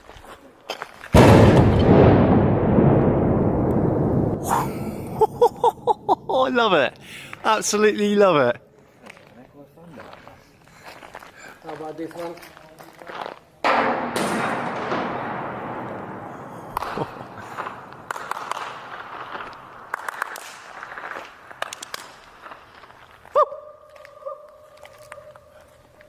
That's weird. Even just walking around, whispering to you guys as well. You can still hear the sound echoing off the side of this water tower. So yeah, reactor 5 and 6 was never actually put into operation, so this water tower was actually never used. Which is a shame. You just think how long it took to build this. It must have took, I don't know, a bloody long time. Guys, this is absolutely fascinating. Right guys, so interesting on the ground in this cooling tower is the remains of the Chernobyl giant that used to live here, and his remains are just left there on the ground now for you guys to come and see. No, I'm joking. I don't know what kind of animal that would have been though. Whatever it was, had really thick bones. Yeah, just a really weird place to see a load of bones. Guys, I almost forgot to show you this artwork. Wow. I'm absolutely speechless. I can't believe I missed that when I walked in. That is incredible. So guys, a little bit more information about this artwork. It was actually an Australian artist that come here and illegally put this up. So guys, this is the actual image that the Australian artist used to, yeah, spray paint that image onto the wall. You see a red suit. Ah, okay. Right guys, we're doing something quite incredible actually. We are getting very close to reactor number 5. And not a lot of people, again, like I said, we're doing stuff that not a lot of people have done before. Have done. I don't think we are actually allowed to be this close, but we're doing it anyway. We're doing it anyway, but there it is. Just over those trees is reactor number 5, the reactor that never got finished. And as you can see, the cranes are still there. We've got to sneak our way in, and hopefully we can get into reactor number 5. How incredible would that be? But yeah, guys, as you can see around us, there are cranes that was used to build this reactor. Now, that red metal that you can see that has gone rusty on the outside was supposed to be an sarcophagus that was quickly built to stop radiation getting inside reactor number 5. Now, they did it very, very quickly, and apparently they didn't weld it very well because obviously they wanted to get it up as quick as possible. But now some of the sheets are starting to fall down, and as you can see again, the cranes, these cranes have just been left here since they stopped the work, and a few of them have actually collapsed. But yeah, guys, walking up to reactor number 5, there's some outbuildings there. I want to show you guys inside. Wow. This is just one huge warehouse. Nothing too special to show you, but it's just one big warehouse before we get closer to reactor number 5. You might be right, Luke. That might actually be one of the cranes that collapsed. So yeah, like I said before, guys, some of the cranes have actually collapsed, and this could be one of the cranes, which I think it is. Oh yeah! How incredible! Yeah, that is. That's the top of the crane, isn't it? Yeah. I bet that fell with a thud.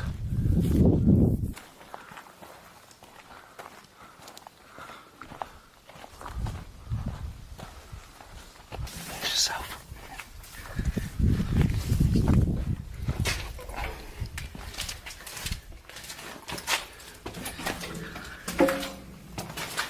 So guys, we're in reactor number 5, and that 6 on there means that we're 6 meters above the ground level.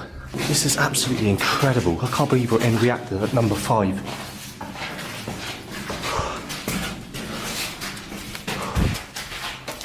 There you go, guys.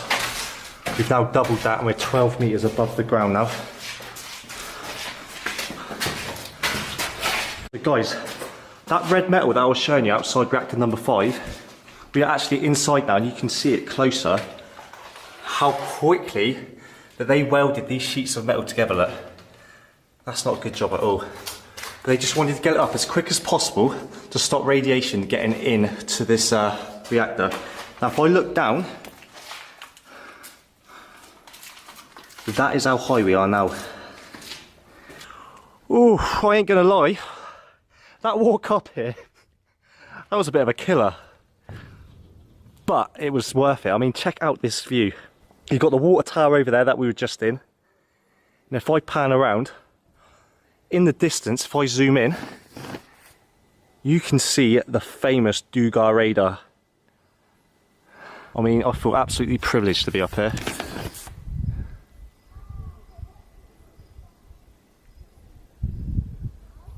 Incredible. On top of reactor number 5.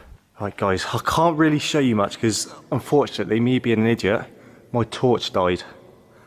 But we are actually stood in reactor number 5 now, where the reactor would have actually been. But all you can see is darkness. But I mean, what an incredible size this room is. And if I echo, woo. So guys, we are standing where the rods of this reactor would have actually gone. So as you can see, that is the top, and the rods would have gone all the way down, but I can't show you how far down it actually goes. But let's just tell you, it is very, very deep. So guys, that is where we just were. Inside there. We'll come back outside now. I'm absolutely gutted that my battery died on my torch. But we're climbing even higher now. So I've got to climb up here and might actually get to the very top of reactor number 5. This is actually really sketchy. Oh, I don't actually like this.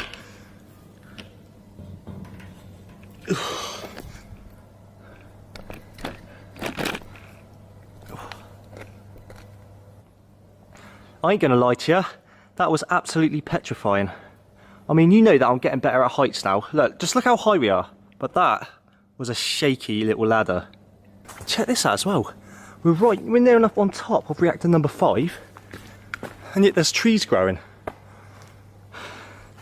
That's bizarre. Oh my god.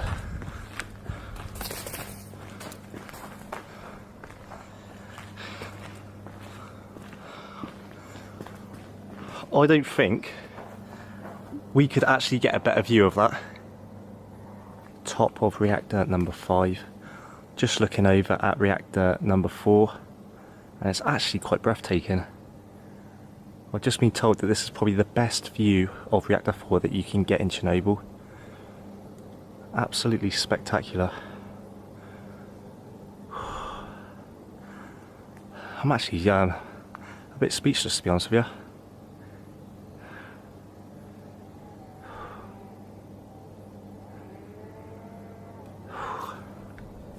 Right, you know, I was talking earlier on about the cranes that collapsed around reactor number 5.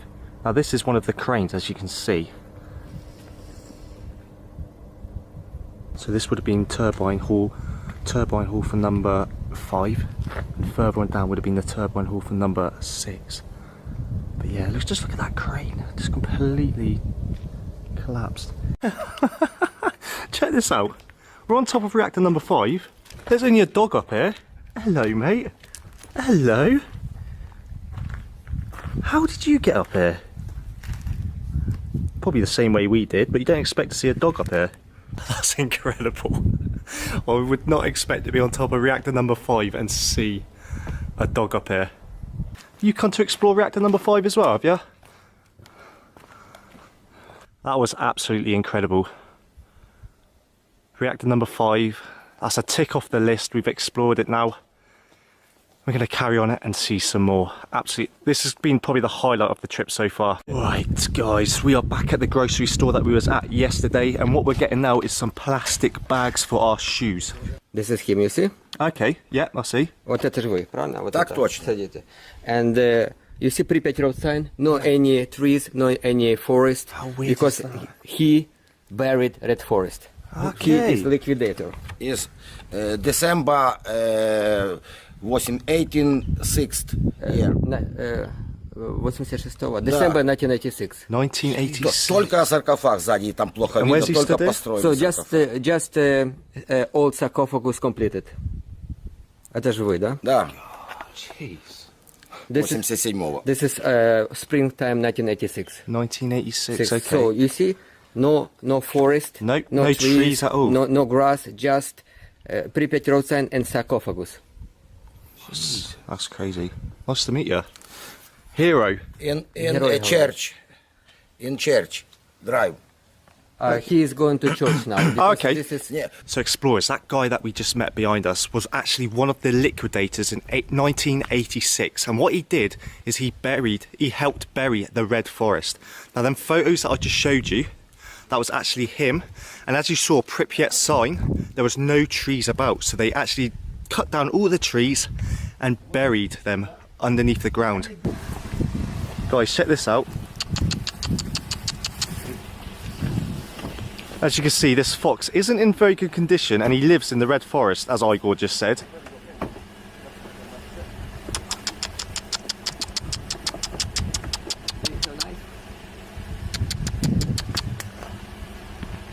Come on, got some food for you. Don't go. Oh, he's gone. Right, explorers, our first stop for today is at an abandoned train station. Now, the trains that would run through this train track were cargo trains, so they'd bring stuff in and out. Now, as you can see, what I've been told, this train could still be used now. I mean, it could still run, but no, it's just been left there now, just to like decay, rot away. As you can see, very rusty.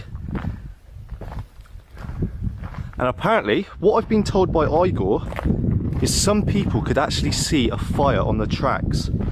I think that's the reason, half the reason, that it was stopped being used. And obviously the disaster as well. But yeah.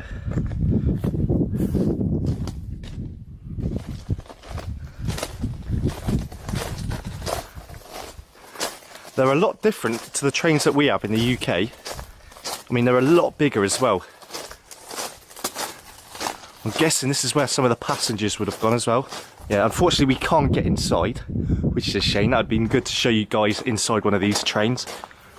If I could put the gimbal up, I don't know if you guys can see inside. This is the advantage of being 6'2". I can actually show you guys stuff that is quite high up. But I don't know if you can see anything on there. And as well, we've got this crane.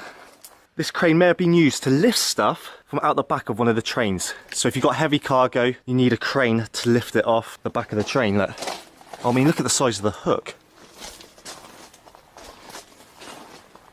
So this train actually passed a test in 2011 and was said that it could still be used today. So this train isn't technically abandoned, but the trains that we are going to now, which are further on down the track, are abandoned and not in use. So yeah, lead the way, Igor, lead the way.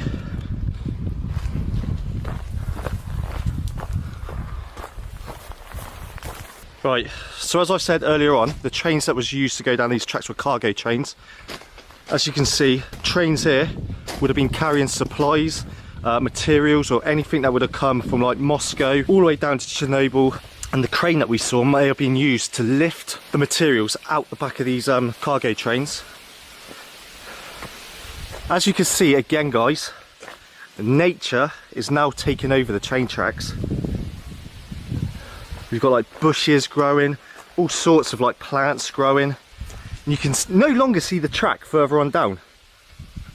And there actually is a train carriage. Oh shit. I tripped. Urban exploring, guys, is very dangerous, and I almost face planted the floor then.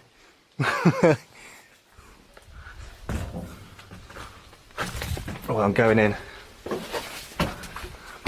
Oh wow, still got the chairs inside as well. So this was definitely a people carrier train, a passenger train. Look at the roof as well. The roof is literally caved in. This is so cool. I'm not going to go any further inside because I don't know how dangerous it is. Looks like the floor is like caving in some places as well. This is an abandoned Ukrainian train that would have brought people into Chernobyl. Maybe workers. And then this way. Oh yeah, damn. Look at the roof is completely caved in on this carriage. Well, I've walked further on down the track. I actually thought that there was only one carriage to this train. But as you can see, there is another carriage here as well. And look on the floor. Some sort of, I don't know if that's a military coat or something, or just a coat that used to belong to somebody that used to ride this train. Bottles. Yeah, we're down the other end now. That's where I was standing just a minute ago, on the other end of that carriage. Come further on down. Maybe that was the engine room.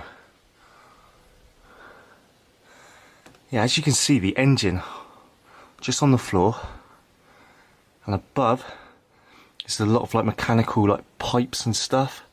So maybe, just maybe, that was the engine room. I might be wrong. Again, I don't know a lot about trains. Guys, check this out. I found this quite funny. On the outside of this carriage, can you guess what that is? That is actually a fridge. What genius thought of that idea to stick the fridge on the outside of the carriage? Saving space, I'm telling you, saving space. I mean, that would look pretty weird if it was in the UK though and that fridge was outside one of our windows. But I just thought that was funny, a fridge on the outside of this wagon. Right, so apparently guys, on the end of this track are more abandoned trains, and apparently these abandoned trains are completely tipped over. Completely tipped over, and some of them are on their roofs. So yeah, it's going to be interesting to see. How good is my balance? See if I can walk the whole length of this track on the actual track.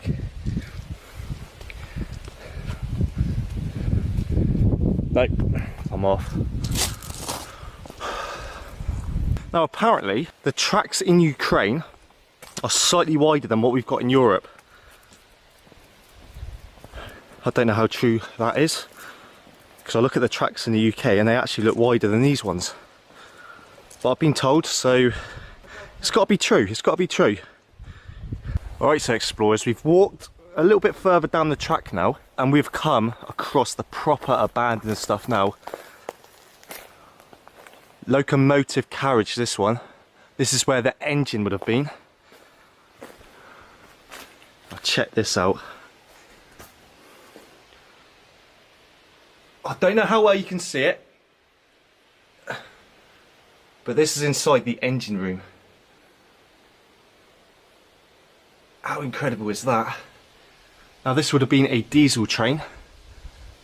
Again guys, if you are huge train enthusiasts, you are going to absolutely love coming to Chernobyl and seeing this. So that is one of many that are abandoned in this little area.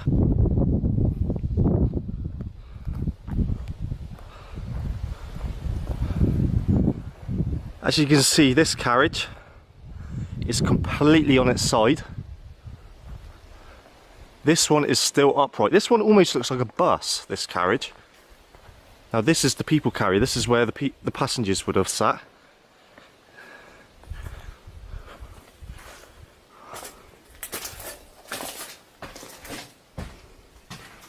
And check that out. Wow! Okay. As you can see, there was insulation in the roof. Like foam insulation. I don't know how safe it is to walk down. I have been told by Igor not to come in there, so I'm kind of slightly breaking the rules. But I don't think he'll mind too much. And on the floor, you can see like little motors or parts of the engine just scattered around. Here guys, you can actually see part of the engine of the train. Now I don't know what part it is. Again, I don't know a lot about trains, but if you guys do know, leave comments down below. It will help me out, like work out what piece of the train it actually is. Now I know this is the locomotive, which I've found out is the engine room of these trains, which is pretty damn incredible, if I may say so. You can actually see, again, more of the engine in this locomotive.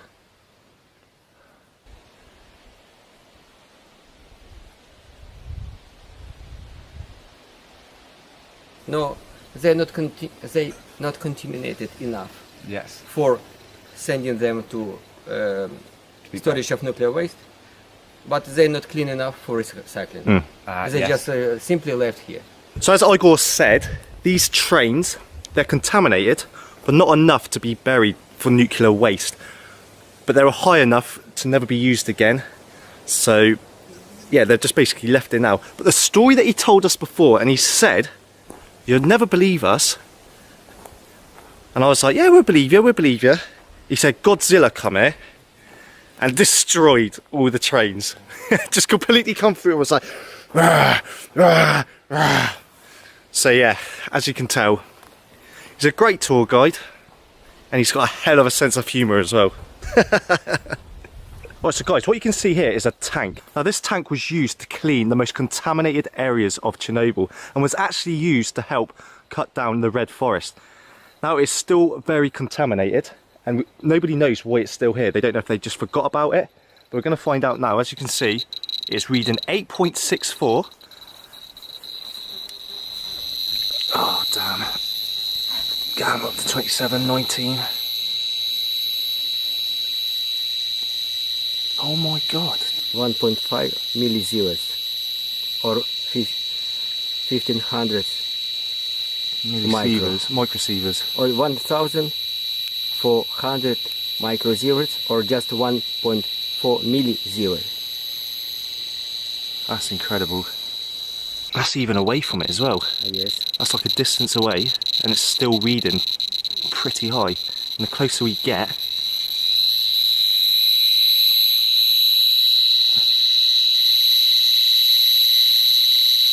I can't believe I got my head so close to this. This is unreal. So it's incredible how radioactive this tank actually is. And it's incredible that it's still here and it hasn't been moved and hasn't been destroyed. Right, that is the first stop over. And what a stop it was. Seeing them abandoned trains and train station, and that tank at the end, one of the most contaminated vehicles here, was used to clear up part of the most contaminated places in Chernobyl. And you saw on the Geiger counter just how high we was reading. God knows where it hasn't been destroyed and buried. Even Igor, he doesn't know. He doesn't know. Maybe the government forgot about it. That's just what he said. But yeah, we're going to move on to our next location now, guys. I'll catch you there. Right, guys, we've left the abandoned trains now. What we've done is we've stopped at the Red Forest. Now, as you can see, there's a mound over there. That mound is where the trees were actually buried. So basically, they would dig a trench, and at the bottom of the trench, they would put clay, so the radiation wouldn't sink any deeper. It would just get to the clay, and that's as far as it would go. And on top, they would put fresh soil on top of the trench to cover the trees. Now that is what this mound is here. Now I think we're going to test out how radioactive it actually is. So there we go, guys, we're on the mound. As you can see, radioactive sign. And we are reading Not bad. 1.15, which is very low considering below us is radioactive trees. Not great, but not terrible. If you guys have watched the HBO series of Chernobyl, you're going to know what this bridge is. Now this bridge has been nicknamed the Bridge of Death. Now in the series you saw people of Pripyat come to the bridge and watch the reactor burning. Now if I carry on walking down there, right in the distance behind the trees you can see reactor number 4. And this is where like family members of people that worked there, people that lived in Pripyat would have stood and watched as the reactor just burnt. Right, we are back in Pripyat now, and what we are about to do is probably one of the most dangerous things I have ever done since exploring. We are going into the basement of Pripyat Hospital. Now this is where all the firefighters who were trying to put out the fire in Chernobyl, Reactor 4, this is where all the firemen's clothes and gear was thrown underneath. So obviously they come to the hospital, very radioactive poisoning. The doctors took off all of their gear and just threw it in the basement. Now this is highly radioactive. I do not encourage anybody to go into this basement. We're doing it so you guys don't have to. What we got to do now is gear up, get our suits on, cover our shoes up. I'm not gonna lie, I'm a little bit nervous, but at the same time I've really wanted to see this for a very long time. Right, gonna gear up and we will head to the hospital. Take your seat. Yep. Put your hand.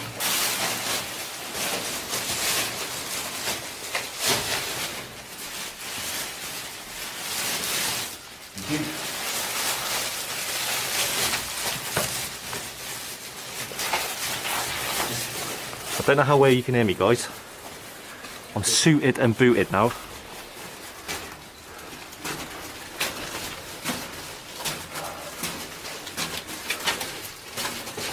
Then to the right. What, right down the bottom or in there? Here you go. Guys, this feels absolutely surreal to be down there.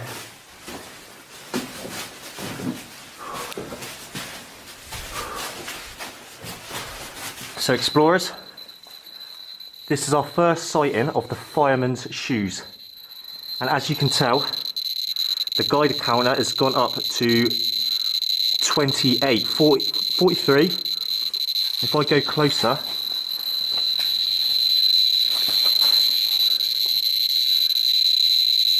$87, 91, almost at 100. And all this was firefighters' clothes and safety equipment.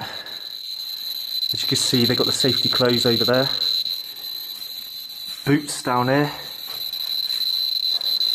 and again I'm going to put it closer to it. As you can see, it jumps. I'll take it away. So 73, if I pull it closer, it jumps right up to 70, 79, 86, 90. We're going to read 100 there. Yeah, 99, 103.9, 106. Damn. Even now it's reading, and we're not even putting the guide counter close. It's reading 52, and we're not even putting it down towards the equipment. 30, 61.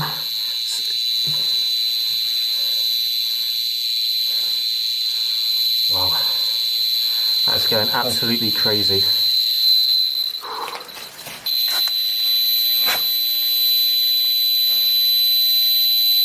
Almost 1,000. Look at you. 2,000. That's incredible. That is very, very dangerous. So that's how much you'd get in your, if we was here for an hour, that's how much radiation would be going through your body and how much you would pick up. 702 and almost 2,000 we read on that.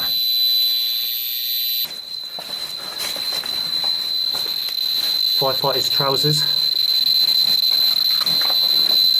Not as radioactive as the shoes, obviously, because the shoes connect to the ground and you pick up the radiation and the particles of the shoes, but still very radioactive.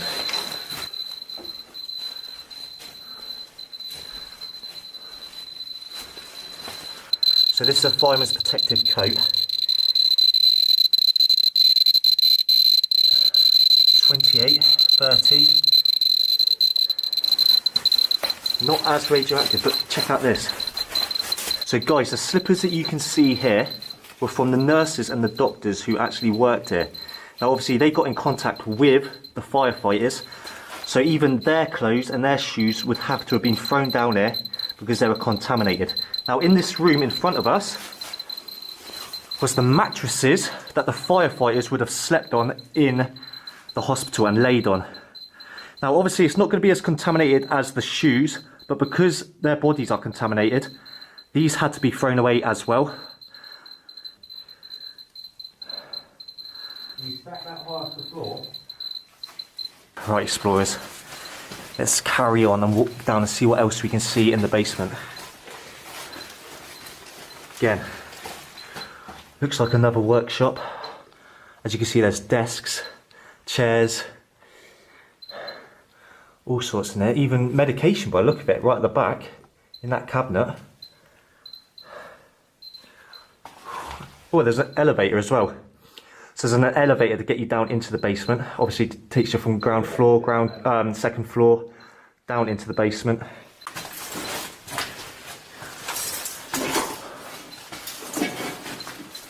Looks like some sort of fire down there.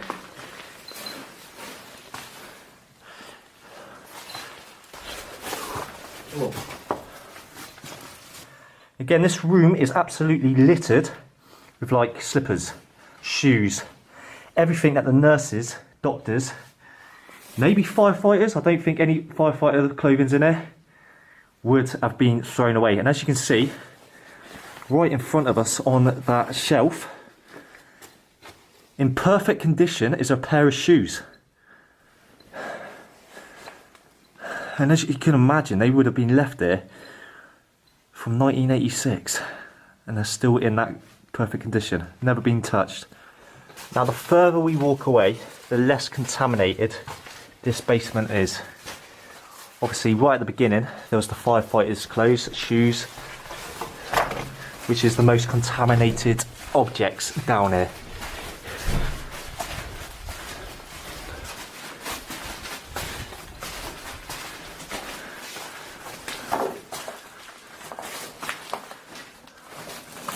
Old beer bottle. But yeah, if I turn my torch off, guys, this is how dark it is.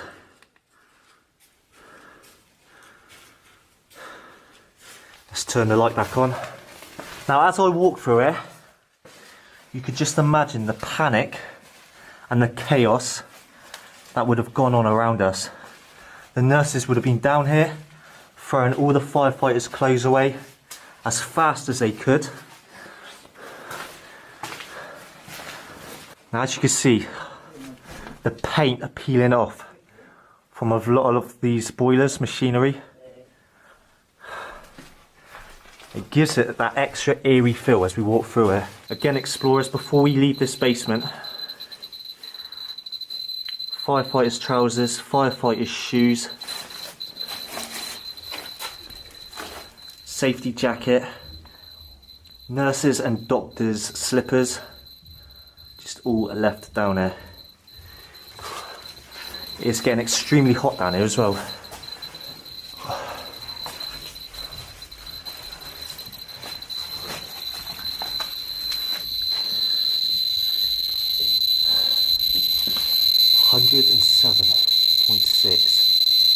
Now this room, out of all the rooms in the basement, has got the most equipment from the firefighters in there.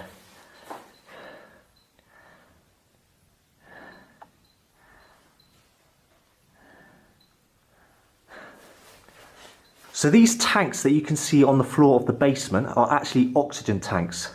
They were used for patients that were struggling to breathe and help them to breathe a little bit better. Now as well, these have been thrown down there. I don't think they're as contaminated as the rest of the stuff down there, but they didn't want to take any chances and just threw them down into the basement. And that's where they've been ever since.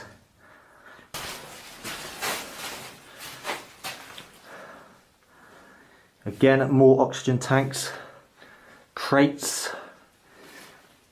Now this is a trolley that I'm guessing would have brought like tea, coffee, maybe medication as well, drinks to the patients, but most likely medication that the nurses would have pushed through to the patients.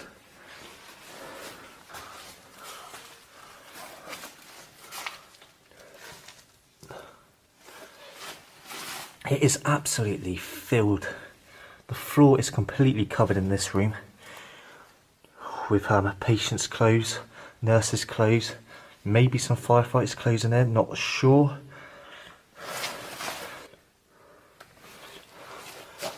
Right, explorers, like I said, it's not a good idea to be down here too long. So that is the basement explored. I think I've been down here long enough now. I don't want to tempt fate. I think it's time to leave. Oh, fresh air. Oh, I've never wanted to see the outside so bad. And there we have it, explorers. The basement of the hospital is now being explored. I've shown you. I will never go back down there ever again. Now it's time to get off these suits. Whew. That was an experience. Guys, we are now back outside. I feel so much better taking all that safety equipment off. It got so hot down there. Also, having the mask on. God, you scared me. God, that dog just scared me. You just scared the hell out of me, doggo. Right, before I was rudely interrupted, also my glasses started to steam up as well, so I was struggling to see down there. And at one point, I didn't see where the rest of them had gone, so I thought I took a wrong turn or something. But yeah, now we've explored that, guys, we are now heading to the morgue. That's another place that I haven't seen yet, so it's pretty interesting. Also, check out this bike. A kiddie's bike. Outside the hospital. Hello, boy. You play? Hello, boy. You play? What's that? No.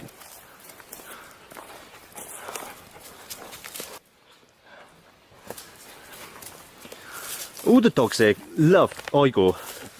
They come straight to him, they want to play with him. Me and Luke, they know we're foreigners. So they're like, right, we're not going to come anywhere near you. This one's a little bit more timid. He looks proper wild, that one. Yeah, looks almost like a husky. So as we was in the basement, I told you guys about one of the entrances being blocked up. And this is it. You remember me showing you the sand that was in one of those rooms? Now this is the top. Now this would have been one of the entrances to get into the basement, but now it's completely filled in. Right, explorers, we are still in Pripyat Hospital. We are at the children's ward. Now what I'm going to show you is actually quite sad. In this room here, as you can see, very small beds. Now this is where the patients, the children patients, would come,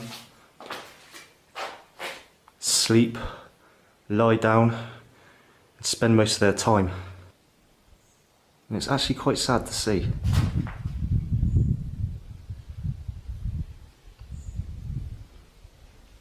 Now in this room, dead ahead of us, is a baby's cot. Next to it is like surgery lights.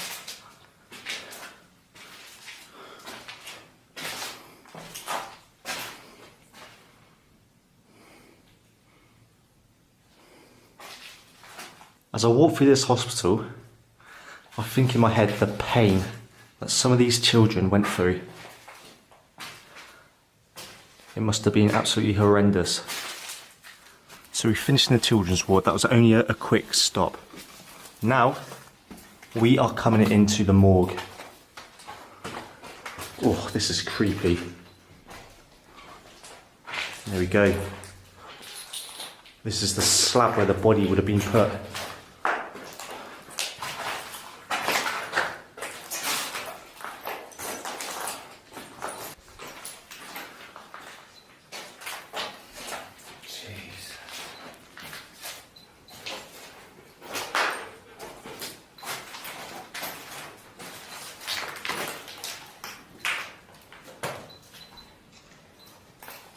Come into another room, and there's another table.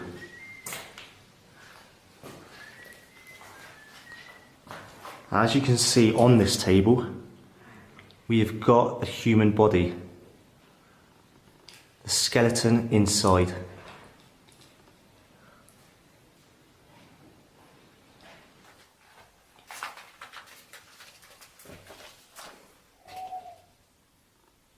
More equipment on this shelf. Glass bottle with some sort of liquid inside. Again, not too sure what it is. So guys, we've come to the other end of the morgue now, and we've come across this shelf. Now inside are bottles of human parts. Maybe kidney stones. Whatever are in it was the cause of death for the body. And they would jar them up and just left. Now if there's any doctors watching this video, leave a comment down below what you think are inside these bottles.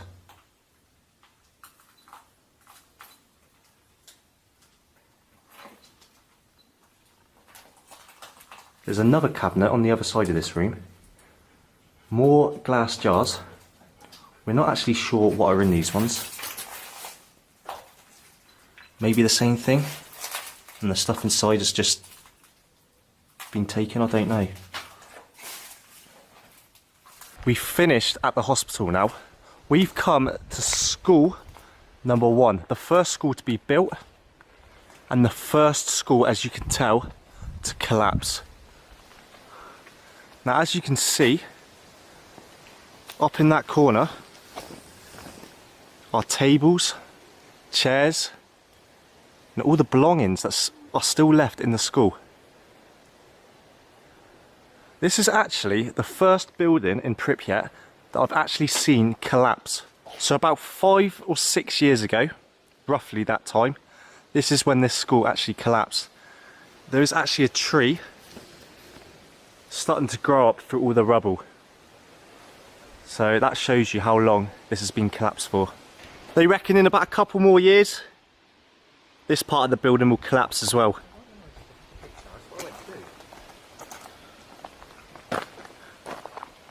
So there are 5 schools in Pripyat. 2 of the schools actually have a shooting range. So the boys in the school would have actually been trained to shoot guns. The girls wouldn't do it, just the boys.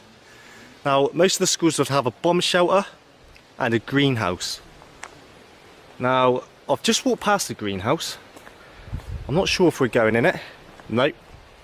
Tour guide Igor is looking at me now, saying, where are you going? We are now in a stadium, a sports stadium. Now what you can see here is a volleyball court. Now behind us, here, is the entrance to get into the stadium. Now people would come to watch like the sports and play sports, which is pretty fascinating. And again, as you can see, nature is completely taken over. I'm pretty sure guys we're still in the stadium. Igor has walked on this way. Maybe there's more interesting sports stuff to show you guys. I don't know. I know we are heading to school number 5, the latest school to be built, which was built in 1985, a year before the disaster happened. So this stadium that we're in, the sports stadium, was never opened. The official opening date for this stadium was May the 9th, and obviously the disaster happened before and it was never opened. I'm going to go into the grandstand now and show you what view the visitors and the audience would have had. And go all the way to the top. It's amazing to think, just like the theme park, this was never opened and never used.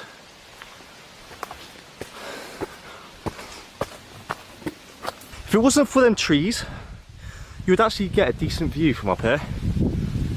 And it is higher than you think.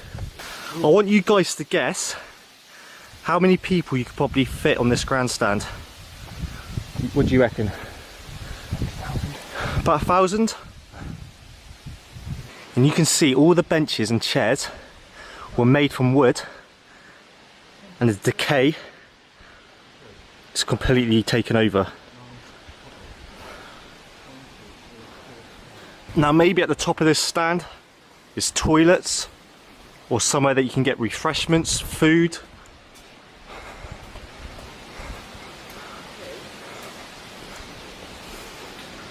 Well, I'm not too sure actually. It goes underneath, under the stand. Right, so guys, I am now behind the stand. Maybe these rooms were used for changing rooms, maybe toilets. I'm not quite sure. They're just empty rooms. Empty rooms, I can't tell you what they are. I'll go further on down. Yeah, we've got a toilet there. Let's go back through the corridor and go underneath the stand if we can. I think we can. There's some stairs to the right. All these doors banging.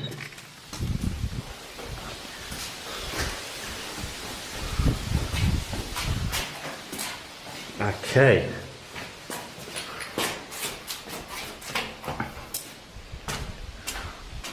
Look how long it is. It's the entire length of the stand that we're underneath now. This room is directly under the stand. That's where the seats are. I'm guessing the athletes would have used this either to get changed or get ready for what they're about to go out and do. Now there's a door here to the right that leads you to the bottom of the stand. Is it the bottom or are we halfway? No, we are halfway, okay. That was a tour of the grandstand of this sports arena, or this sports stadium. Going to carry on. Apparently there's a shooting range that we're going to explore now. We'll see you down at the bottom. We've come now to school number 5. This is the latest school, yeah? To be built in 1985, a year before the nuclear disaster. So that shooting range that I was talking about earlier on belongs to this school. And people from other schools would have come to use this shooting range as well. This is school. cool school. Cool school. Cool school. Too cool for school. Yeah, very cool. So there isn't much to explore in this school. A lot of the rooms are empty. So we're going to go straight to the shooting range and not waste any time. It's like most abandoned places you come to. Most of the rooms are empty. On the floor here, guys, is Cold War gas masks. Now, these gas masks would protect students from an attack from like the Americans or the British. And you can see inside. That looks quite cool, actually. Right, so we've just entered the shooting range of school number 5, and as you can see, there are thousands of gas masks on the floor. Children's gas masks, baby gas masks. Also, there are crates of gas masks in there that have not even been opened. Now we've actually found the shooting range. And as you can see, how long and how echoey it is. Again on the shooting range, more gas masks. And what's that, a belt? Bag. A bag to put your belongings in? To put the gas mask and filter. Ah, okay, the gas mask and the filter would actually go inside the bag. That's the filter.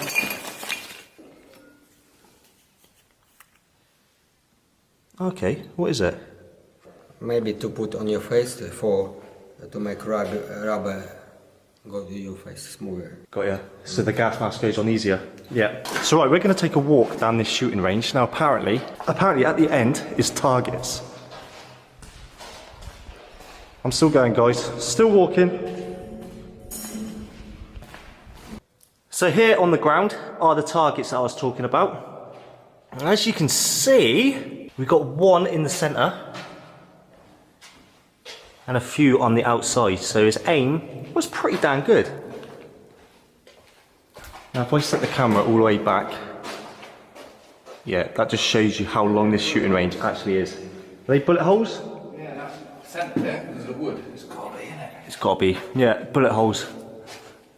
But these are the targets that the pupils would have actually shot at. Now obviously the guns that they would have used would have been air rifles, not actual like proper guns. Because as you can see, the targets are only like little pinholes. Now I wish when I was a kid growing up, there was a shooting range at our school. It would have made lessons a lot more exciting. Instead, we never had anything exciting like that. Apart from sports, football, just all the basic stuff that us English people had to learn. Not like schools in Ukraine, where they actually got taught to shoot guns.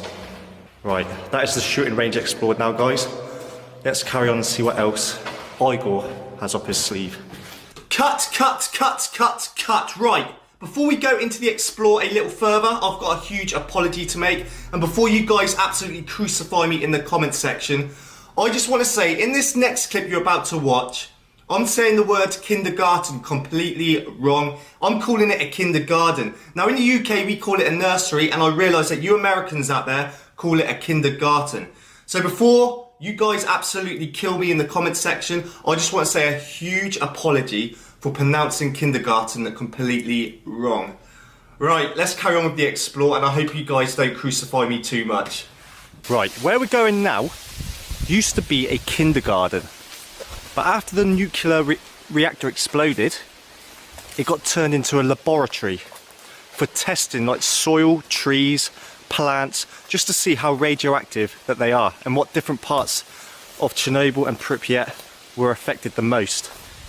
So we're going to go inside now and show you what the laboratory looks like inside. Now what you can see on this table here are like experiment tests or some sort of like equipment used to do these experiments and to do these testing on the plants and everything that needed testing. Alright, so guys, this is proof that this was an actual kindergarten. Got like cartoons drawn on the wall as we got the stairs. Now apparently there's a room with a lot of equipment still left inside, which Igor is going to show us now. Oh wow. And I think we found it. Oh, this is incredible. Look at this. Samples. So as you can see on the floor, guys, there are samples just scattered absolutely everywhere. Now this would be filled with like ash from plants. This could be soil from around the area, just to be tested to see how radioactive plant life and nature got after the disaster. Now the way that they'd test radioactive plants is they would burn them until they're ash, and they would test it through the ash. And all of this would be filled with like plant ash, all on the floor as well. Is this exactly the same stuff, would you say? I guess Yeah? inside it is not, I don't, also ash, maybe Okay. from some, A tree or something, yes, maybe? Yes, maybe. Now, as you can see, Or that maybe this is the soil, I don't know. it looks like soil actually. Soil, right? Yeah. It looks soil. Also, something else which is quite fascinating. Where all of these samples are stored are children's lockers from the kindergarten. So if I open this, inside, just full of samples. So maybe in this laboratory as well, they tested radiation inside fish. Now in this glass jar, as you can see, are little cut up bits of fish. So it could have been animals tested as well. So we're inside another room, guys. Now this room would have been used to like test out grass. But yeah, if I come over here, basically that is the name of the grass up there. 1937 is probably the number of the sample. And below it is 27th of the 6th, 95 is when that sample was taken. And I've been looking at most of the samples around here, and most of them were done in the 90s. It's hard to believe that this was actually a kindergarten, seeing all these samples there. You think kids would have been here having fun at school, and then after the disaster, scientists come in, took over the kindergarten and turned it into a laboratory for testing radiation in plants. Also, on our way out, we've just found these tubs, and inside is water, so they obviously tested the water as well for radiation. As you can see, there's stuff growing inside it now, but like they've been here for such a long time. Some sort of like algae is growing inside them. And again below, more liquid. Right, so this here, this blue machine was an oven. Now this oven was used to burn like wood and turn it into ash. Plant to burn and turn it into ash. So this was the machine that turned everything into ash, so it could have been tested for radiation. Now Igor has said that he's found a sample which is very contaminated. As you can see, it's going up to 5, 6,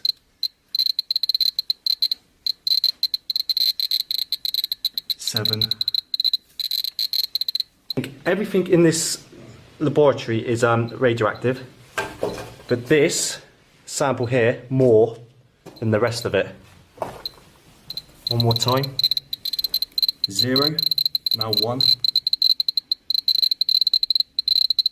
Straight up to 8. Right, this is the last room that we're going to explore inside this laboratory / kindergarten. Now as you can see, this is the last remains of the kindergarten just left there. So you've got like children's building blocks. You have like a page of a book. And a box with some trains on it. And some toys, just basically toys are left there. We have now left the laboratory / kindergarten. Now we are seeing something now which is pretty incredible. We are here next to the famous claw. So the claw was used to remove radioactive material from around reactor number 4. Now Luke's got the Geiger counter. This thing is still very radioactive. And there it is.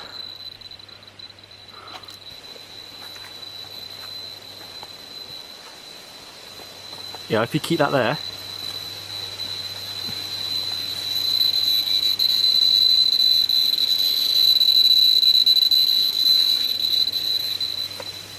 Now I read an article online, and it was over the news in the UK, that this claw is so radioactive that if you touched it, it would kill you. That's not true, because look, check this out. If that was true, no! Oh, no. It is true, it is true.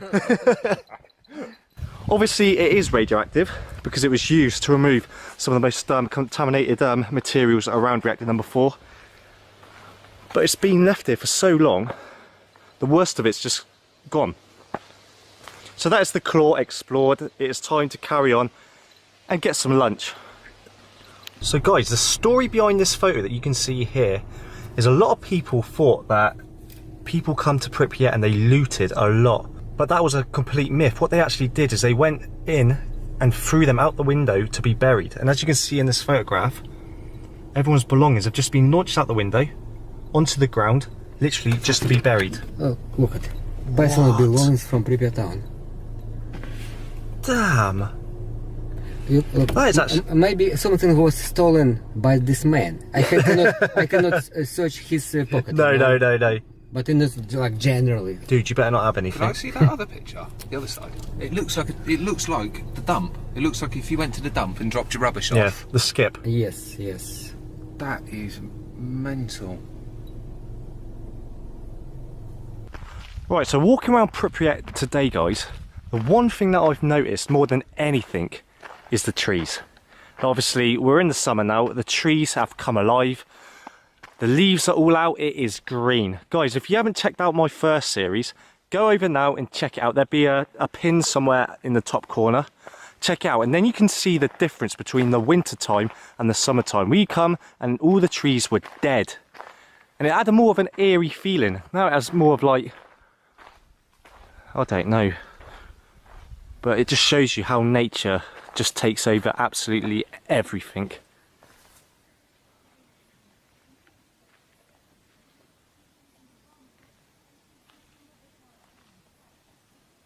I've only been in Pripyat for like 5 minutes, and I can already tell there is a lot more people here already than there was when we first come before the HBO series dropped. I mean, already I can see 2 massive tour groups. Now that might be all we see in here, but to see that already, that says to me a lot of people are coming over here just to see it since the HBO series. So, don't know. So guys, if you can remember this from my last series, through that door is the theatre. Now, as there's so many people here, there is less chance of getting in there now without being caught. So we're not going inside, just in case. So guys, we're now in the community centre. And this is something that I didn't see last time I was here. A massive boxing ring. That is big, isn't it? That's bigger than a normal boxing ring, isn't it? I don't know if this is an oversized boxing ring or this is an official boxing ring, I'm not sure. But yeah, this is where they come and obviously have boxing matches. I mean, behind us, we've got like a gymnastic, we call them horses, didn't we, in the UK?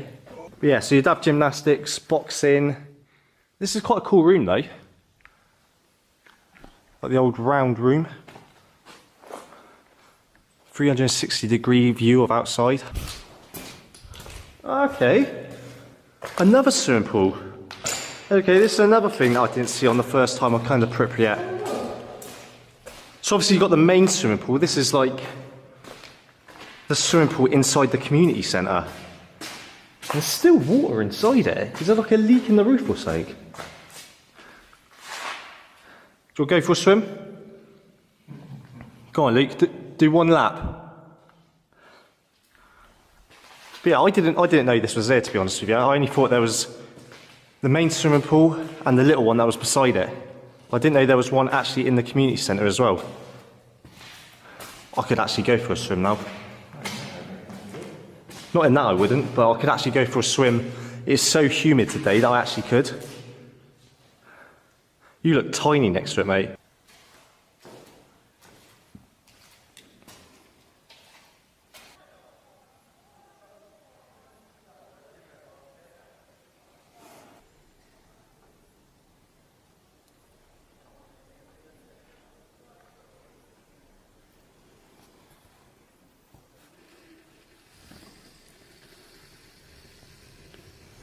Now, apart from the view, guys, what we have below us is a sports hall. Now, you can see there's indoor football already set up.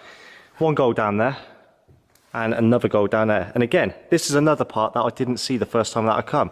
So we are seeing stuff that I didn't see in the first series, which I'm surprised about. There must be loads that I haven't seen. So that hotel that I was showing you earlier on, I'm now going in. I'm going in on my own as well. Without the guide. So wish me luck, guys. Wish me luck. Right, stairs are right ahead. But I've got a funny feeling that while I'm on my own, Igor is going to hide behind me somewhere and jump out on me. I just got that feeling.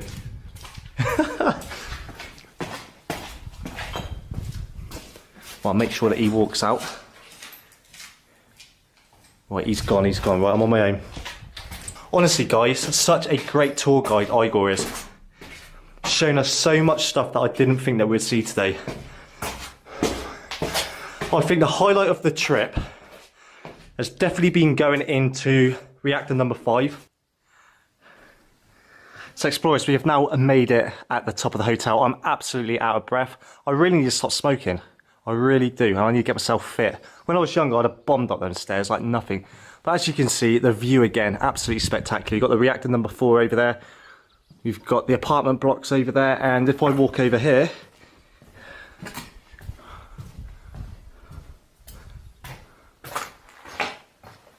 the main square.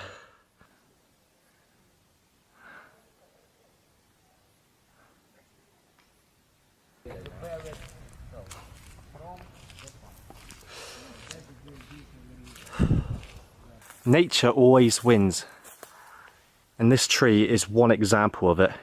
Check it out, it is trying to eat the merry-go-round. So Igor has just gone off into one of the buildings. Now he says that he's going to get something which could be one of the most radioactive objects in Pripyat. This is polonium. Polonium. And you are Litvinenko today. Ah, okay. Can you open it? If he can open it. By your mouse, like. He's trying to kill us.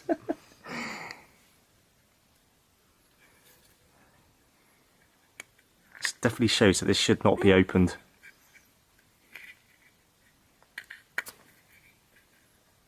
Oh, it's coming. It's indeed plutonium welded. It's plutonium welded.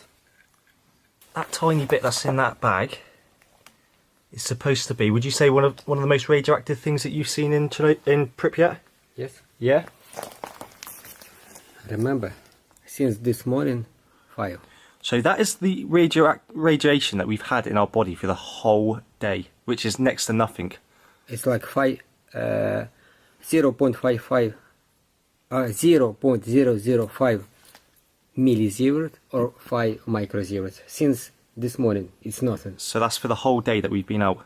Except till 100. Yeah. Okay.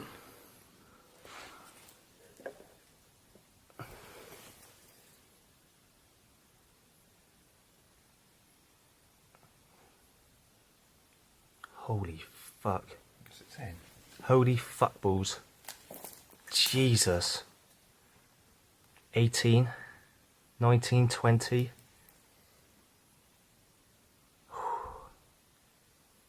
And it's still going up as well. It will be going up forever. It just won't stop now. Non-stop, because it's collecting. This is total. Is that the total for the day, did you say? That's going up? Yeah, that's the total that's going up now. Oh, shit. So that... So usually in normal life, we getting around 3 to 4 per day. So this is almost like 10. Oh, this is almost like 20 days worth, isn't it? Mm-hmm. All in that one. It's going to go up to 100 in a minute. Very soon, like a month dose for normal people outside of the zone. Jesus. 150, 280. 790. Oh! No, 1,000. That's gone to 1.035. 1,001. Whatever is in this bag, 2,000, 3,000, is dangerously radioactive. 2.7 millisievert. Millisievert, not micro, millisievert. Okay, check. Check now. Then we go back, take it away. I know. You see? Oh, it's gone up to 99. What? I think that should go back in to never be reopened again. So guys, this is the one place that I would expect to see like tourists. But not for 1 second did I think there would be this many people here. Again, the HBO series has made this place so much more popular. How many people actually knew? I know people knew about Chernobyl before, like the HBO disaster, but how many people would have actually come here before the series was on Sky? Before HBO released their series, how many people would have actually thought of coming over to visit Chernobyl? And just the fact that people have watched that, it has become like a tourist destination now. It really has. But yeah guys, I know I've shown you this all before, but I want to show you again. And I've got the bumper cars over here.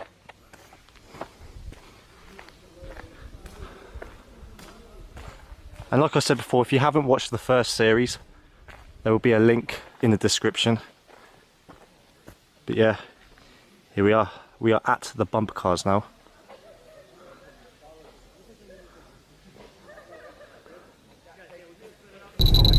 So guys, we're leaving at Pripyat now. We've left Pripyat and we're driving back to our hotel. We're just driving through the red forest. Now as you can see, Put your hands off. wow, as we drive past the red forest, it's gone up to 19. 62? 68? That's You remember? surprising. You remember that little dot? To see more, we had to almost touch it. Yeah, yeah, Now yeah. it comes many meters away. Imagine how many little dots there. Yeah, oh god, loads. Yeah. Guys, check this out. Oh, it's gone. Joking. Oh, there's another one. Look at this. Bloody pigs.